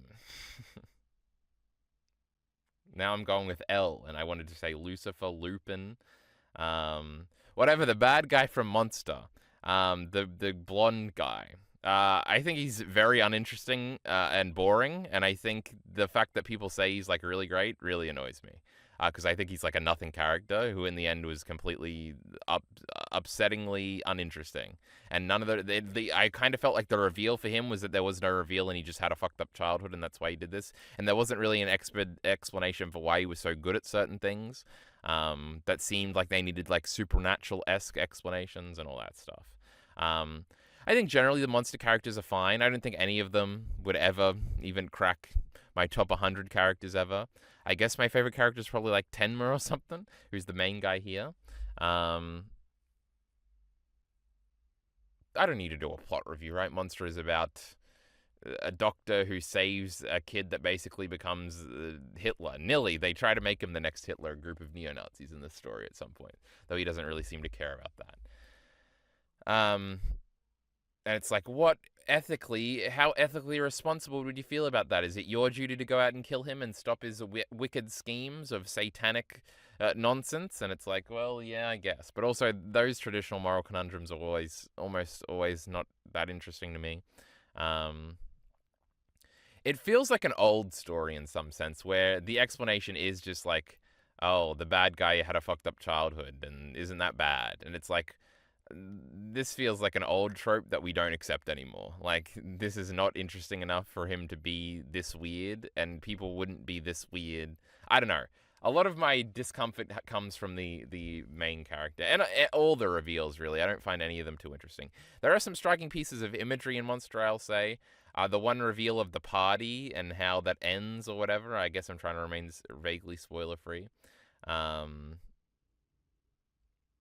Where everybody's dead at the party. That's a pretty cool piece of imagery. It flows very well between like mini arcs. It's really interesting, like in that way. And there's a bunch of times where you're like, yeah, get the bad guys, and the bad guys get got. So isn't that nice? Tenma's wife, his ex-wife, or his never wife, his ex-fiance. She was pretty cool. That was a funny character. Same with like that Roberto guy or whatever, who was like always around. He was a crazy bad guy. You didn't want to frick with him, I'll tell you what. Anyway, Monster I didn't like as much as most people like it. I would give it like 4 stars though. The reading experience being that enjoyable is an achievement in it of itself. And also in 2026, at some point, me and Alita he wants to watch Monster, and I don't care enough about Monster to be mad at the fact that he's not going to read it. And I'm also vaguely curious about if the anime is good or not. I have seen like 8 episodes of the anime a long time ago. So we might do that, and maybe I'll have revised thoughts on Monster and think it's really great or something. We'll see. So maybe we're not done with Monster just yet. Oh, it's not that thing that I was referring to that we all know is coming next. It's Sherlock, the great Sherlock, a TV series I reviewed season by season, months between each season with Elite RE throughout this year, and we finished in December. Sherlock is an interesting show. I think it's very captivating at points. I think it's very boring at other points. I think it's probably a show I wouldn't have stuck with if we weren't doing the review series. There's key things that I'm pretty sure people who like Sherlock, the things they like about the show that I don't really like. Like me and Alita argued about Moriarty, the character, a lot, and how I thought he was dorky and lame. And he's like Alita's favorite part or whatever. I think Sherlock ends up being an actually dynamic and interesting character. I like the performance. It's like kind of a caricature people would make fun of nowadays, I think. It sort of comes from that Marvel-esque humor, self-aware, very fast, very self-dick-sucky type, like Tony Stark portrayal.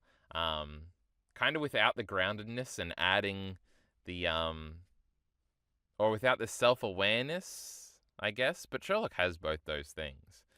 He's just a little bit more pompous about it.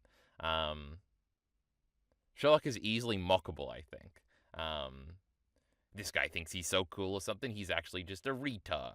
I'm sure there's a million YouTube videos saying that exact point in over 20 minutes. I also don't really like the character of John Watson at all, which is another like sticking point probably.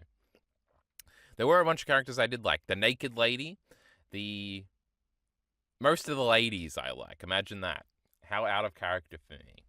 And I like the titular Sherlock. Mycroft, what a funny guy. I really like that finale. I think that was really cool. Um, there were other things that were weird, though, like the lack of a death explanation probably still sticks with me a little bit. A lack of resolution to some plot lines because the show doesn't actually end. It kind of soft ends with, we might come back in the future a little bit. Only to never have since like 2017 or whatever. I'm mostly speaking about the Molly's plotline, so what can you say there? I don't know. Mysteries are cool. Finding out who did it was cool, but sometimes it can be a little boring. Like with that dog episode everybody likes. I don't know. Me and Alita already have like 12 hours of content talking about Sherlock if you want more elaborate terms. I would give Sherlock a 4 stars. We're in our 4-star section. Is it going to happen? Yes, it is. Here it is. This is the other thing I was talking about with Monster. You have number 21, Claire Obscure Expedition 33, the game of the year, the greatest game of all time, according to the Game Awards and the number of awards it was given. Claire Obscure is an incredibly fun game to play. The gameplay is tremendous. It's spectacular. I like it a lot. I will platinum this game eventually just to play the game. The story, performance, and characters of Claire Expedition 33 are good in some points and kind of bad in some points. In some very important parts, I think. I just think the performances are okay. They're not that good. They're not that bad. But people really like these performances. I think their performances are very stilted. They're very obvious in parts. There's a lack of anything interesting going on, I think, in them. And that probably holds the game down for me. There's like a classic thing that sticks in people's like craws about this game, which is a saying I'm saying a lot recently, I guess, which is more like shitty Alita, are you sending me messages? Piss off. What was I saying? Oh, the thing about like the fake world and stuff at the end, that does kind of get to me a little bit. I don't really like that twist. I don't really care about any of the characters. I especially thought Mayel, who was a total background character to me, because I was like, her voice is annoying, her performance isn't very good, her abilities aren't very good. I know that's like, I'm pretty sure she's like the most OP character in the game, but I didn't understand this when I was playing it. And she like seemed completely redundant in all events of the story, and she seemed completely in the background. So I had her that way, and then at the end, she just starts becoming the obvious main character, and I was like, what the fuck is this? My personal gameplay choices like brought me out of the narrative in that regard too.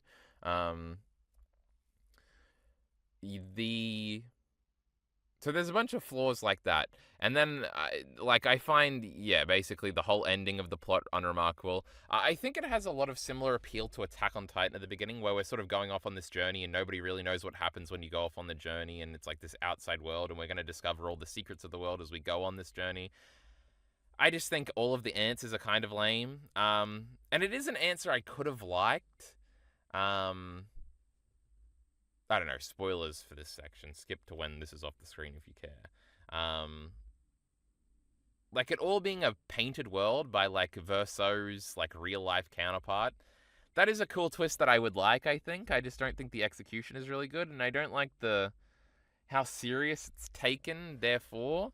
Like the mother was in her grief, so she went into the painting or something. And the Mayel got reborn into it, so she has the empathy for both sides. I just think this is like, there was a bunch of, I feel like the mystery in the way it was set up would have been much more interesting if there were real explanations to it outside of that, of like characterization for the actual paintress character, and stuff like that. I don't know, all the answers feel underwhelming.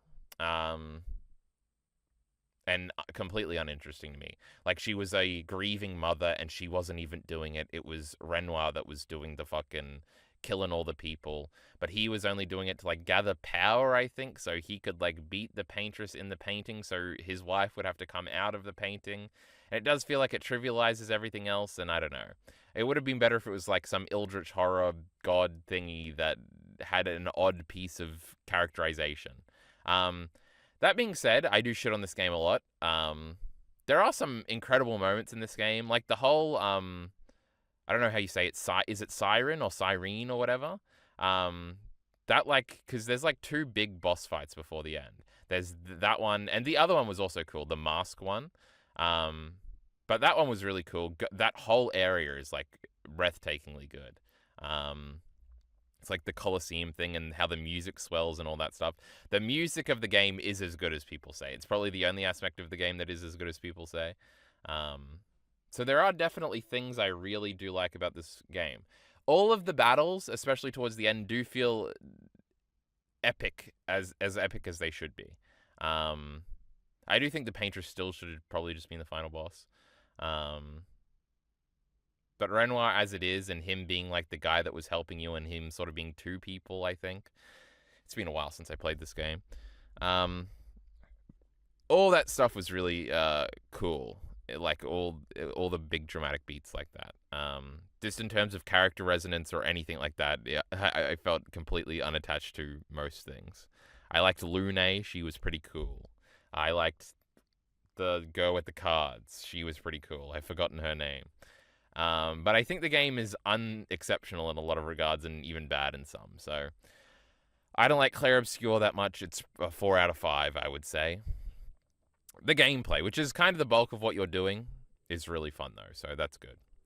We've got the Chainsaw Man movie, which I would probably also give 4 stars here. The Reese movie. I think this movie is pretty good. I went back and I rewatched the Chainsaw Man anime this year, too, and I think it's pretty good also. I probably would have given that 3.5 stars, and this Reese movie has got 4 stars. I really like Beam in this movie. I think they nailed Beam, and he's a pretty cool guy. I think they got Rez pretty right. Reese, however I usually say it. Some of the Denji comedy moments, I did a whole discussion with the leader about this. Like, I thought some of the comedy moments should have been lingered on a little bit more, and they needed a sound cue, I think is what I said in that video, and I still believe it.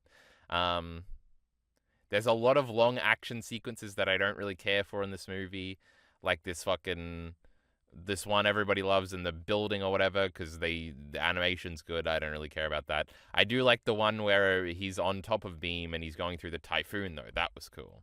But yeah, I don't know. I have watched like 2 reactions to this movie, I think, and it is a very reactable movie. I think that's cool. I think having the spider, the really obvious and cringe spider metaphor in the pool scene is probably unforgivable, because it does just like absolutely negate the tension in every reaction video and in my own viewing experience, where it's like, well, she's fucking with him. Wow. And I feel like it's literally maybe the most obvious piece of symbolism I've ever seen in anything, to the point where everybody would get it, and it's not going to go over like anybody's head. So there are some silly choices. Also, the ending is not so good, like literally just the power scene at the end. And that's just to do with differences in form. Like in the manga, it's like, power's here, let's move on. That sure was a sad tale, but who gives a fuck? And obviously you can't really do that in a movie, because it's the whole point of the movie, and we're not moving right into the next thing. So that's funny. But whatever, this movie was pretty cool. It was pretty, too. I don't care about the fight scenes, but the rest of it was pretty too. Oh, but it ain't no great. The Star Wars A Solo Story, the greatest movie of all time. Another probably 4-star movie. Another movie I watched for the first time this year. One of the only Star Wars ones. And I think the highest one on this list, right? This is like my second favorite Star Wars movie, I think. I love this movie. I think it's a great adventure, which is something I was teasing earlier when we were talking about, not the Last Jedi, this 9th one. I forgot its name. I'm not going to remember the fucking name. Fuck Star Wars. Anyway, this one was really cool. There was lots of adventuring. I like the main characters. Emilia Clarke is in it. Haymitch from the Hunger Games is in it. Woody Allen, he's like the best part of the movie. People die in this movie all the time. There's cool chase sequences. There's multiple different planets explored. This was epic. There was a cool final showdown. There was a really silly thing where we pretended Darth Maul was a person for a little bit. That was really lame. Glad that never went anywhere. But this movie is great. Again, I did a whole review with Elitery about this. Elitery also hates this movie, like all of you. So if you want to see him push back against all my great praise for this great movie, you can go see that there, I guess. Crash Tag Team Racing is a game I will champion as being great, even though nobody really likes it. I think this game is incredibly charming. I think it's pretty well fleshed out. I think the racing, people constantly miss the point with the racing and wish it was like a kart racer, which it's not. Um, but I really like the gameplay, and especially like the different 5 modes you can do and everything on every track and stuff like that, and all the like battle arena stuff. I really like the overworld, and I like the platforming and the exploring you do in the in the overworld, and like the comedy style of the game, all the little cutscenes and stuff like that. Um, I love how it's kind of a bridge between Twinsanity and Titans, and it really does feel like it. Obviously, it's made by Radical Entertainment, who would make Titans the next year, I'm pretty sure. A lot of the voice lines are odd, like exactly the same, which is interesting, especially somebody who's played Crash of the Titans a million times and didn't realize they were also in this game before it. I think this game is great. I think it's very charming. I would probably still only give it 4 stars, like most of the things we're talking about here, but I like it a lot. More than Claire Obscure Expedition 33, I'll tell you that much. Now we've got You Season 5, which I think I did a PowerPoint on too. There are some great moments at the end of You Season 5. 2 song cues specifically that I really remember liking. You is just an incredibly engaging show. It's like a thriller-esque mystery, or what's going to happen next, how are we going to get out of this wacky situation in a bullshit way. It's kind of similar to Sherlock like that, but I guess better because it is higher. I would generally say I like You better than Sherlock, I think. You is also a very interesting take on the evil bad guy main character with old Joe Goldberg here. I think it's another kind of thing where it's better than Shitty Monster, I'll tell you that much, and it's like backstory, had bad childhood, therefore does bad things thing. Joe Goldberg is a much better character than that Shitty Monster bad guy. That's hilarious. That would be the greatest rage bait YouTube video of all time, and I believe every ounce of it. Joe's British wife, I like her. She's a good character. All the characters kind of come back at the end of this because it's the last season and stuff like that. I like the resolution. I like the use of creep at the end. Some of the meta stuff it tries to do at the end about like You as a show seems like very conscious of the fact that a lot of people that watch it like its evil main character, and they very much try to like literally have the evil main character have monologues about how he's evil and how his fangirls are bad in universe, which is supposed to be like a meta commentary on the ones in our universe, outside of universe. So that stuff is kind of heavy-handed and silly sometimes. But I like You a lot. Oh, that's you, Chad. I'm talking to you right now. That's part of the gag of the show title. That's crazy. But You's the best. I've talked about it elsewhere, though. I have Crash Team Racing Nitro Fueled this high up. It's probably the best Crash racing game. It's very eclectic. Slowly kind of getting good at this game is really fun, too. I don't actually have the Platinum Trophy because I am not actually good at this game. But exploring all the tracks, going through a bunch of things, I don't know. I was having fun playing this game, and I really don't like kart races too much, and I've traditionally not really liked the Crash kart racing games that much. It'll show because out of the 4 that exist, the one that people say is one of the best kart races of all time, the first one, I would easily put in 4th as the worst one. A Nitro Kart is like more interesting visually. I like Crash Tag Team Racing. I think it's charming, and I like it better than both of those more traditional kart racing games. And this is sort of a more modern, updated version of all those things. So here it is. And there's a lot of like fan service in this game to other Crash stuff that I like a lot. So Crash Tag Team Racing Nitro Fueled is a good old thing. I don't really like any of the Nitro Kart tracks they did in this. Like, they changed them all a lot, and they visually changed their styles quite a bit in a way they didn't with the original tracks, which they respected a lot more.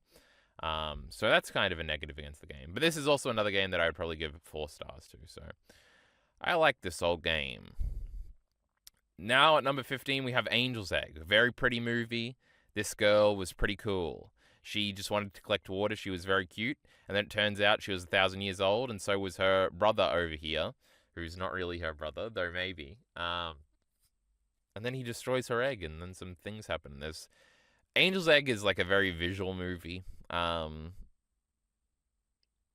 don't know if I have too much to say about it. It's such an art house, like, lots of things happen, But like, no, well, lots of things don't happen, but it's just a lot of visual shots, a lot of walking shots and stuff like that. So you're gonna know if you like it, whether or not. Watching Angel's Egg wasn't like a transformative experience for me. A big thing was also I was spoiled on the ending, though I don't think I would have been following the plot really much at all if I hadn't already been kind of spoiled to the fact that it's like a biblical thing. Um, but yeah, I literally don't know if I have anything else to say about Angel's Egg. It was a pleasant experience. It went by very quickly. Um, I'll probably rewatch it at some point. I'll probably watch a bunch of YouTube videos on it at some point and form up probably stronger opinions. But as of now, it's 4 stars and it's cool. Weapons. This was a movie I thought was pretty engaging. Obviously, Barbarian was way down on the other end of the list, even though I don't think there's that much difference between the two. Weapons, I think its characters are just stronger, and its world of like the small town thing is more fleshed out and feels cozier, I guess. And I like that a lot about the movie. And I definitely like the characters more. I think they're more fleshed out, and I think the lack of them needing to be in these hyper extreme scenarios is like better, I think. I don't know. I guess I want my horror movies to be more realistic with their grounding, which is I imagine a retarded thing to say for most horror fans. But I'm not a horror fan. I've seen like 4 horror movies, and most of them were this year. I like this main character girl. I like the father. I like the junkie. He was really cool. I like the cop guy, who is Solo, I think, from the Star Wars movies. I like all the characters. The bad guy, I think I like it. She's just like a witch with no explanation. There's a little kid and stuff like that. The little kid's parents stabbed their own faces. That was crazy. And then they found the kids at the end. I guess the mystery. This is a movie where the mystery works, I think, and I think a lot of it is sold on the mystery. All these kids ran away at the same time. What could possibly have? How did they coordinate this? Did they talk about this? Whatever. You find out they didn't, and they were all under like a transient state and stuff like that. Oh, I remember something I didn't like about the movie was the kids all chasing down the bad guy at the end, and them clearly not being in character, because it would be incredibly hard to keep 20 kids who are chasing an old lady in character, but that was funny. Anyway, Weapons is another one I have a big discussion video with Alita on, so I like Weapons a lot. This girl was good. I liked her. She was like a drunk and stuff, and she was also fucking a married dude, and she had no qualms about it, so that was pretty cool. Then we have at number 13, No Country for Old Men. This is a rather famous movie. I think it won Best Picture in 2007, or was that There Will Be Blood? I don't know. This is a movie adapted from a Cormac McCarthy novel, which was originally a screenplay that then he transformed into a novel when nobody wanted to make it, and then the Coen brothers made it into a movie shortly afterwards. Can you believe it? Isn't that wacky, how the world works? Cormac McCarthy wrote Blood Meridian and The Road and all those other books. I've read a little bit of Blood Meridian. I'm probably going to try and read more of it in the coming year. But No Country for Old Men. It's interesting. It's a slow movie. That's not really true. There's a lot of... It's basically a big chase scene. But not in the interesting way you might be thinking, where it's like dramatic and stuff like that. The best parts of the movie are clearly the more written monologue-y parts. With the sheriff, who never really gets to come into the action, and that's kind of part of the point, I think. And then Josh Brolin is running around, who was the dad in the last movie we talked about, and he's also the girl from Boardwalk Empire is his like sister slash, or is it his girlfriend? I think it's his wife, right? And she gets killed at the end, I think, too. That was crazy. So there's like kind of 2 main appeals to the movie and why it's so good. This, I'm pretty sure I gave No Country for Old Men 4.5 stars. So we've stepped up in quality a little bit here. I think initially I gave Weapons 4.5 stars, but I've since dropped it down to 4 stars. So there you go. Is the odd eccentricity of the bad guy that's on screen now, and how he's like really evil, but he also is odd. And he like flips a coin sometimes to see if somebody dies. And like he doesn't like people annoying him, and he'll kill those people. But he doesn't kill some people, and his interactions with the kids at the end. It's all like very interesting how he interacts with people. So I'd say the characters are very interesting throughout this movie. There's even Woody Allen is also in this movie in a famous role, I think. I don't know. There's also like the setting of, I think it's like supposed to be like the 80s or the 90s, like a really rural America and how life out there functions and stuff like that. That stuff's all interesting as a environment, as a setting, and that is played into a lot with the sheriff and him sort of monologuing about it and about how it used to just be his father as the policeman in town, but now they need lots of policemen and stuff like that. And what does that mean? And he's got a bunch of weird old timey sort of like country philosophy throughout the movie that's interesting and clashes with the more modern problems he's running into with like cartels and stuff like that. I don't know. No Country for Old Men is really good.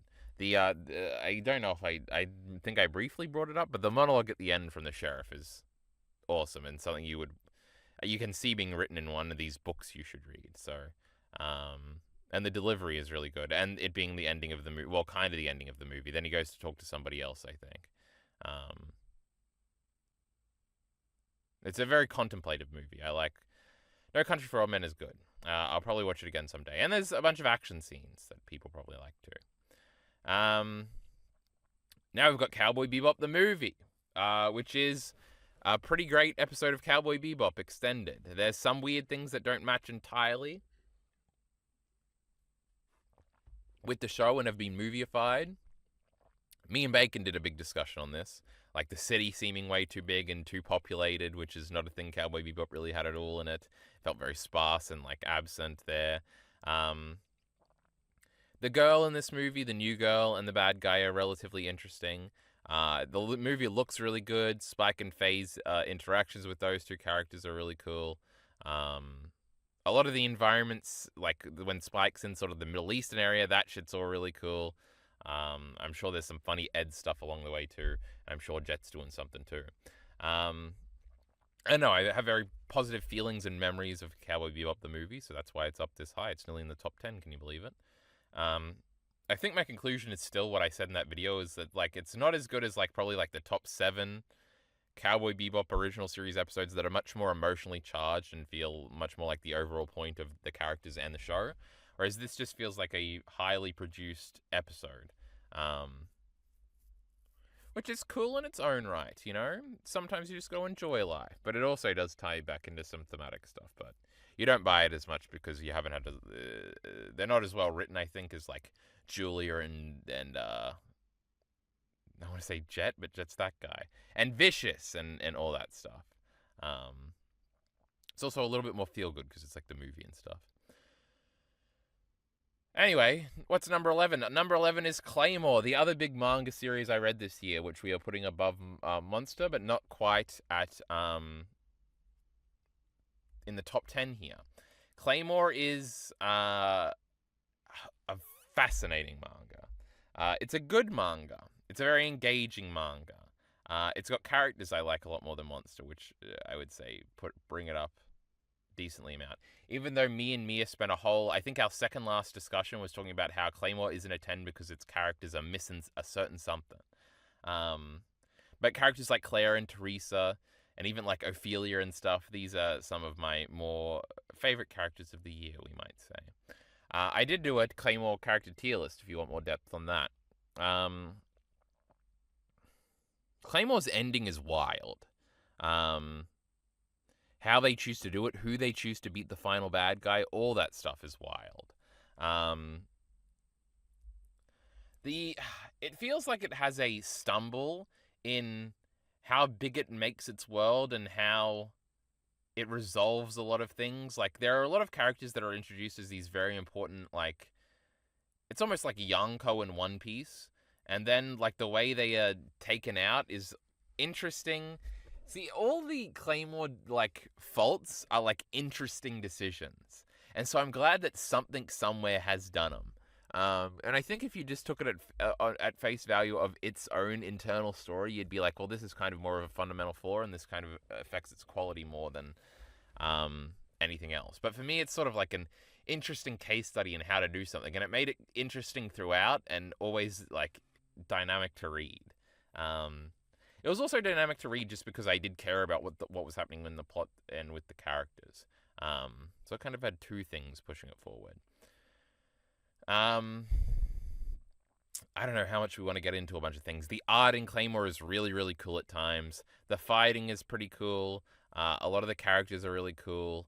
The monster designs are really, really cool. The storyline is pretty freaking cool. I like Claire. Did I say that already? I like Teresa. I definitely said that already. Priscilla is an interesting bad guy. All these things are really cool.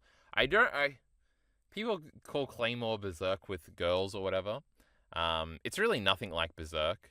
There's some framing things at the beginning that are kind of Berserk-esque, but outside of that, like its identity, how it runs through its story, it is much more sort of like Attack on Titan-esque, which obviously Attack on Titan has taken great inspiration from Claymore in a few regards, surrounding its biggest twist.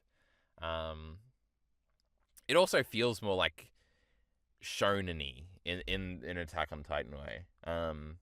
So I would never go into this expecting Berserk. I think you would be disappointed. But I think Claymore is pretty cool. I'll probably watch the anime next year, so we'll see what I think about that and stuff. But anyway, again, we've got like 10 hours of Claymore content out there if you want further details. Love and Pop, another movie I reviewed with Alita Ree, is starting the top 10 here. Love and Pop is a very experimental movie about like these girls doing light prostitution for some extra money and the trials and tribulations of doing that. There are some very uncomfortable scenes in this movie. There's some very nice visual scenes in this movie. This movie is all shot on like a camcorder too, so that's like an interesting stylistic choice from the very jump. I think all the characters are cool and dynamic. What else is there really to say about Love and Pop that you could get into generally? I remember certain shots, like them on a weird pyramid thing walking around. I remember a train shot and a dream sequence monologue, and her going back home at the very end of the movie and sort of what that represents. And all these sorts of various things. The jerking off scene, that's no good. The different characterization of the dudes that they have to interact with and their weird double standards and philosophies that contradict their exact actions and how gross men can be and stuff like that. All that stuff was really cool. But all again, as I'm saying with most of the things in this whole video, I guess, I got a whole discussion video about this and another movie we haven't seen yet with Alita Ree, if you want further detail. Here I have at 9 and 8, I have the Fujimoto one-shots, which I put together. I think I generally like the back half ones better, like the Mermaid one, the Sisters one, the Nayata one. These are all of my favorite ones, so that's why I put this one slightly ahead. I gave this a 9 on Mal, both of them, because, you know, this Fujimoto shit is really good. I also have a video where I rank all these stories, so I talked about them in a lot more depth. But I think they're all great. They all show different development, like stages of Fujimoto's development as an author, similar ways that he portrays ideas and stuff like that. There are stories that don't really feel too Fujimoto, even like the Mermaid one, which I even liked. It was one of my favorite ones, so that was interesting. And then there's some very Fujimoto ones like the Sister one. So trying to track that through these one-shots is interesting too. All the little Fujimoto author notes they have throughout are really cool too. I like all these stories, and I've talked about them in great depth elsewhere. Number 7, what's it going to be? We're getting to nut-cutting time, and honestly, I don't even remember the exact order now. So number 7 is the P. Diddy documentary. Far and away my favorite documentary of the year, a long way away from the other ones. I think this I've thought about this a lot. I almost want to rewatch it. Early 90s New York, early 90s like black New York, early 90s hip-hop, and how all of the big storylines that you sort of hear about intertwine. I've never really seen that laid out, so a lot of that stuff was really new to me. Like Tupac and Biggie being friends at some point, I didn't know that was a thing. Investigating like Tupac's murder in the way that it's done is really interesting in this too. Just every aspect is interesting. Probably the most interesting part is the later, like, Diddy sex stuff, basically, which is sort of like the thing he's become increasingly more famous for in modern times, being sort of like this black Jeffrey Epstein-esque, like, figure. I don't know, it's like an incredible story, I guess. Like, especially the Cassie was her name, right? The particular abuse of this one girl who he like finds at like 19, and like because her boyfriend like tried to get her signed, and then they're like together for 10 years, and she's constantly being beaten, and the big famous video of him beating a girl was that girl, and sort of her abuse. And then I briefly mentioned this earlier, but the fact that like the jury didn't think he was abusing her at all, really. And they even interviewed 2 jurors that are like the documentary makes them look so bad, where there's like this older dude who's like, why would she stay with him if he was abusive? That just doesn't make any sense to me, and stuff like that. When you've had like an hour laying out the systemic abuse of this young girl who this billionaire mogul met when she was like 19 or whatever. And all that stuff, and the testimony of like the personal assistant who he like kidnapped and tried to go and kill Kid Cudi with, and all that stuff. It's all really interesting stuff.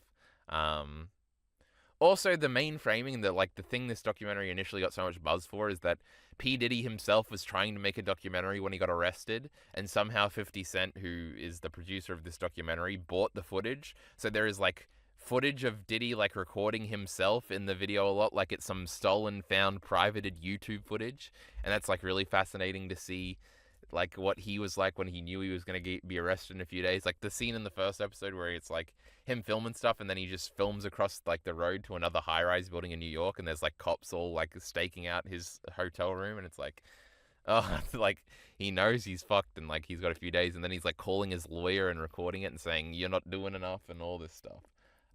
It's a great framing. This one is very much like the Vince McMahon documentary, where it's like it almost feels like it's building him up at certain points, only to remind you of like the horrible things he's done. And I think he ends up coming off, like in terms of like characterization, exactly the way Vince McMahon comes off, and kind of in the same way like the bad guys in the other documentaries come off, where it's like they just kind of get confused and like too overwhelmed with success and like their own insecurities and how they always want more and stuff like that. Because basically their behavior diverts from the norm in very specific ways. That's like fascinating. And it sort of seems to come from having everything and getting bored. And that's like a very interesting like human psychology thing, I think. But also breaking down like labels and hip hop and how all that worked and how they sort of developed and who was on whose team when I really didn't know all that stuff was also like a great, like the first 2 episodes of this are really about music. And then I guess the last episode is too, because Diddy made an album like 2 years ago, apparently.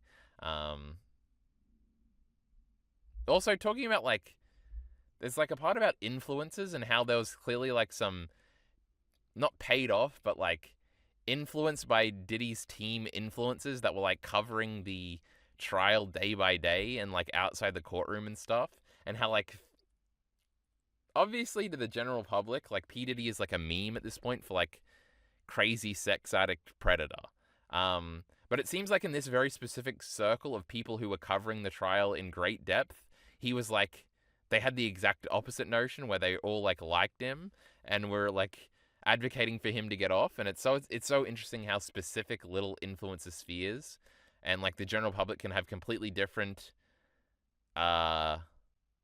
views on something and never really overlap too much. I don't know, everything in this documentary is interesting to me, and I think like there's a bunch of different points that merit discussion and stuff. I almost wish I had taken notes while watching it and I could make a bigger video about it or something. But the P. Diddy documentary was the best documentary I saw all year, and one of the best things all year, the 7th best thing apparently that I saw. I think it might be the highest ranked thing that came out this year, I think. So that's got to count for something, unless I'm wrong, and the next thing's going to be the show 2025 too, but we're about to see. Oh, that's true. Tires Season 2. Remember when we talked about Tires Season 1 being just like a 3.5-star thing? Tires Season 2 is crazy good. This is still a comedy show about people who work at a tire place, basically, and the wacky things they get into in Philadelphia or wherever they are. This season was like double the length, and it has like a plot. And I really like the plot, and I really like the character arcs and like the different individual character stories. Like there's a quirky girl that Shane Gillis has a love storyline with, which ends horribly.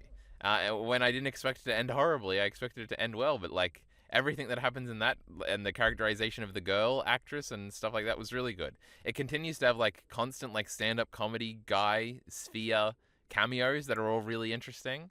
There's like a bigger plot with the main guy on the end and his like stuff. Oh, Shane Gillis's dad is the best part of this season, where he's like a character that's trying to get involved in a bunch of stuff, and he's really like that actor is really great, and he has such a charisma to him that it's great.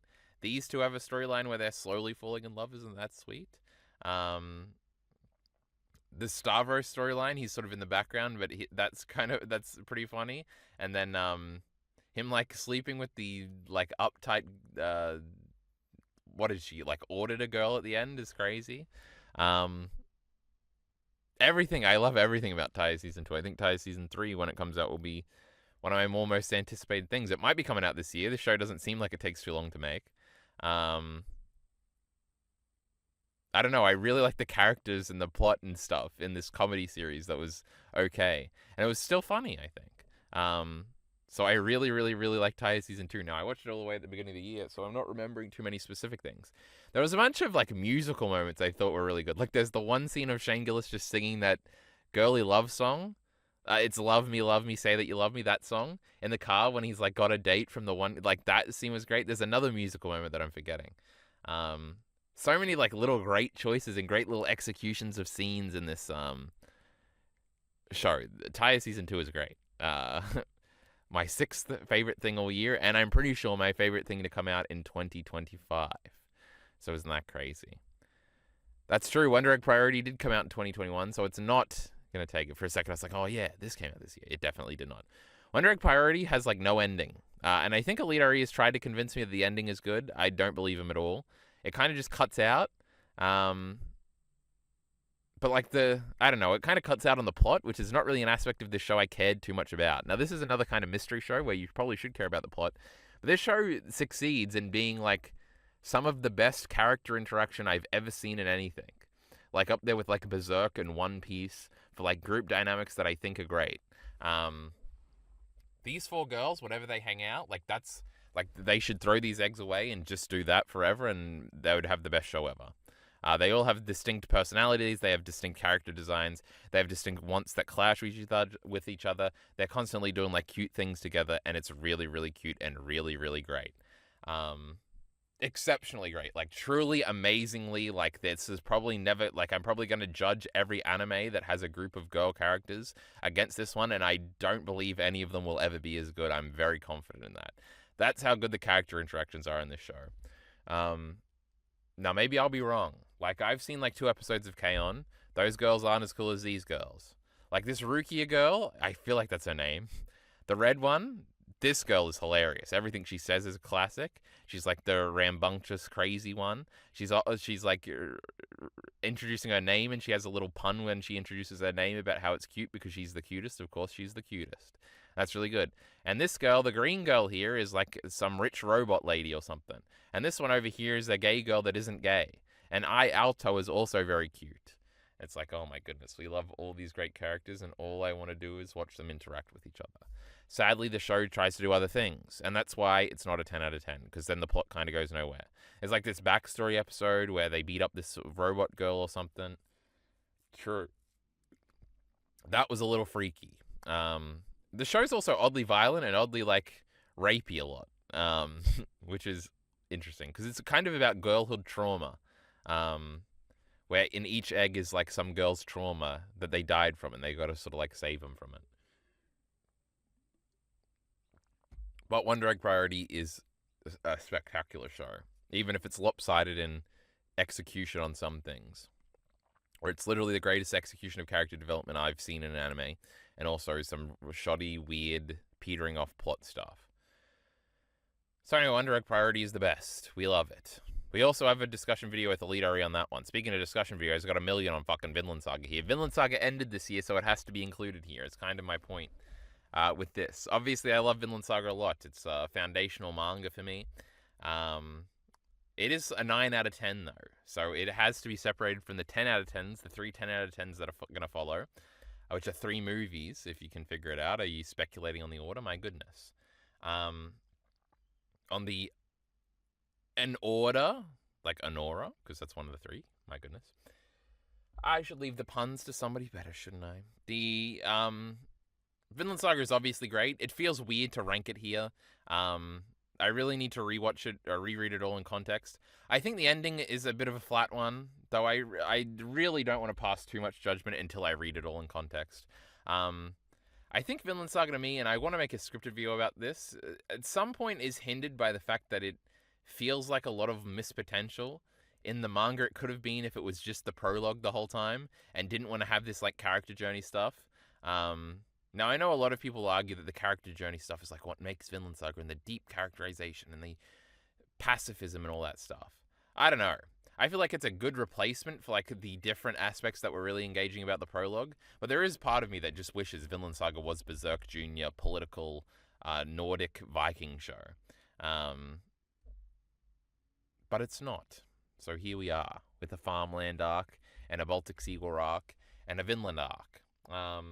The Vinland arc I still think is probably my least favorite. So I don't know. Vinland Saga is a big wait and see. Obviously, I love it. Obviously, I'm very invested in most things. Obviously, the execution of like the biggest and best Vinland Saga moments are probably better than anything executes anything on this list. But I don't know. It's still a 9 out of 10 in my head. So here we are.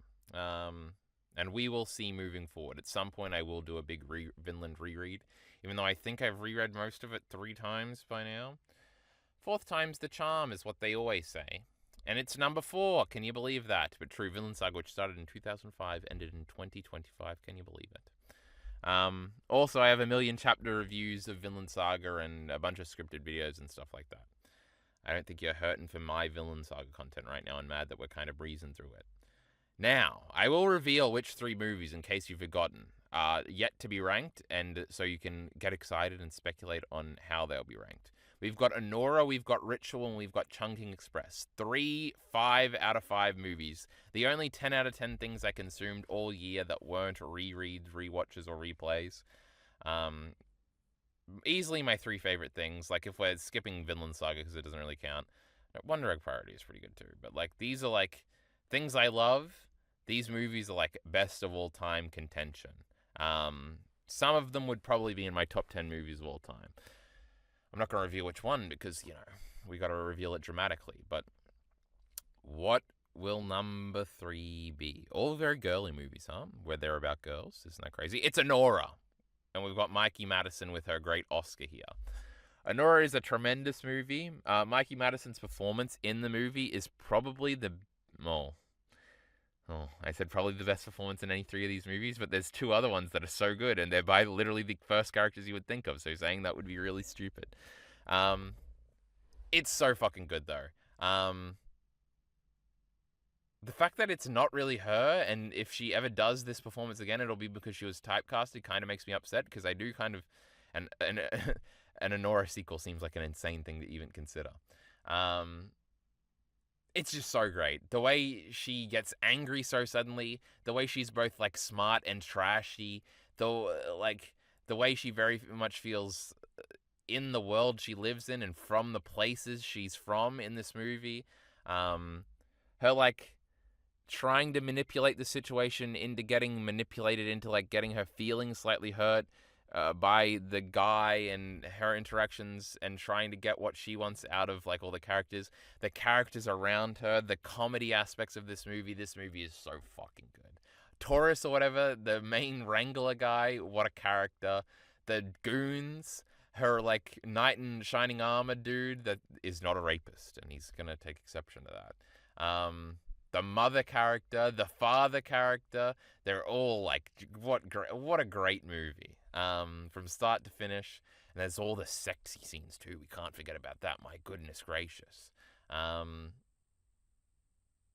It's just great. The main appeal of Honora is probably Honora still. That performance is so great. That character is so great. I don't know what else to say. Me and Alita already have a whole discussion series about this. A discussion video about the Honora and Conclave.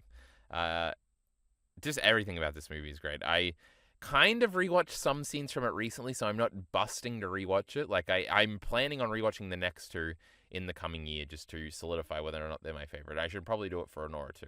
What could go wrong? It's like 2 hours of some great stuff. I guess another thing that might hurt Honora in my mindset is that I was comparing it to Challenges a lot, and I do like Challenges more. Challenges is not on the list because I did technically watch it for the first time last year, even though I did rewatch it this year in January on Elite Ari's couch. Is Challenges better than both of the other movies on this list? It might be better than 2, but not better than 1. But yes, Honora is a tremendous movie, a deserved Oscar. The discourse around this and how it's like a porn movie or something dismissive is the most retarded shit I've ever seen in my life. So, Honora's the best. What can we say? Now, what is number 2 and by proxy number 1? Oh my goodness. Number 2, we have Chungking Express, 1994. One of the best movies I've ever seen. Chungking Express is split very directly in 2 parts, where it's 2 like love stories kind of, but neither of them are like very traditional love stories or very good love stories. Especially the first one is very barely. The second one is a little bit more. The interesting thing about Chungking Express is my first time through, I very much loved the first story a lot more. And all I've done since I've finished Chungking Express for like the last year is think about the second story. And it's like obviously the better one, I think, to me now. Even though this girl from the first story is so cool. She's like an older underbelly like woman, and there's like this young guy who's like down in his luck and has just got broken up with and is like trying to hit on her and stuff, and it's very much like the older lady, younger guy dynamic. She like kidnaps well, obviously Rachel is number 1, so that's not a big spoiler. She kidnaps a kid at some point, which is really, it's kind of cute how she kidnaps her and everything like that. There's this white guy fucking her over and she just shoots him at the end. And there's like a happy birthday thing is a great resonant moment at the end of this first story. And the way we cut into the second story, and the second story is about this cop guy and this like serving girl. And the serving girl is very, very quirky and also very weird. She like breaks into his apartment and like changes things, and he doesn't even notice because he's so depressed about this air stewardess that left him. Both these boys are depressed they got broken up with, basically.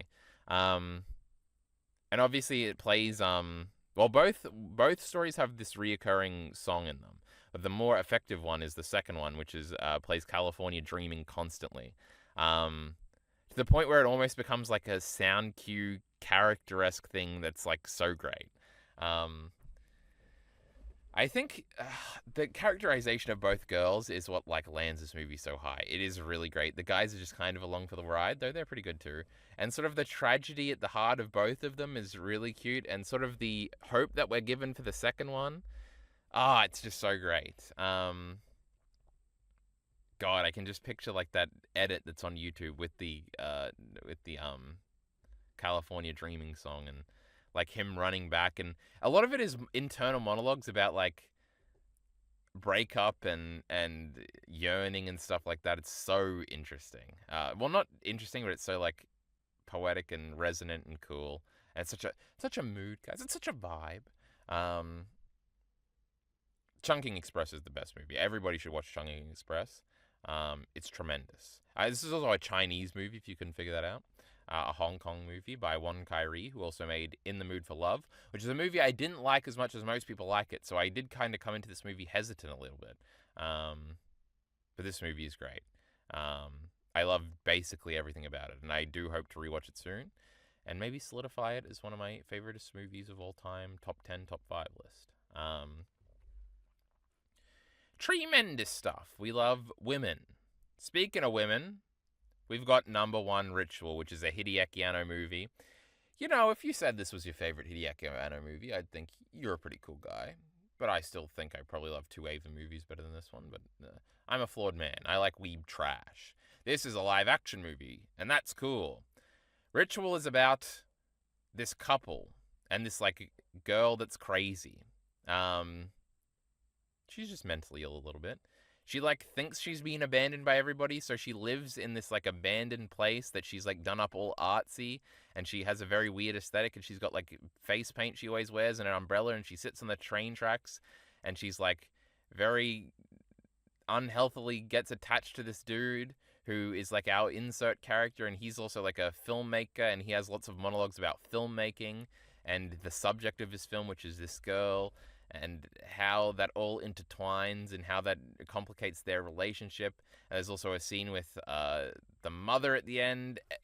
This movie is based. The biggest appeal of this movie to me is two things. It's the firstly, it's the aesthetic and the framing of shots and all the weird sets and like little contraptions and stuff that are all around the place where she lives. And she has like a basement that's like flooded, and it's like this big industrial building, and how it's all set up. And there's like a million bathtubs and a million umbrellas, and it's all set out. And then there's this, which leans into the second appeal of the movie, which is very much the performance by this girl, and her like constantly having breakdowns, and how like cathartic it is in the moment, and her like wrecking shit and running around, and also her like desperate need for love from the guy, and different stuff like that, and how she questions things, and sort of her dealing with the idea of men and stuff like that. Like I remember there's like a scene with a porno magazine where she kind of freaks out, and then there's like a discussion about how she like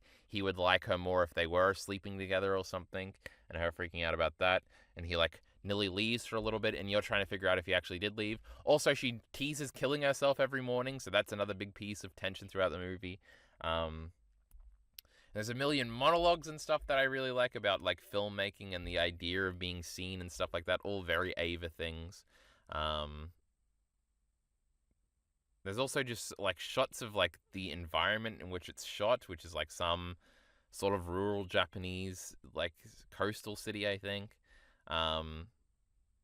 It's just so cool. It's a very much an art house sort of like experiential experience. And it's not for everybody. You know, Alita really liked Love and Pop more. What a retard. But here we are. Ritual. It's definitely in my top 10 movies of all time.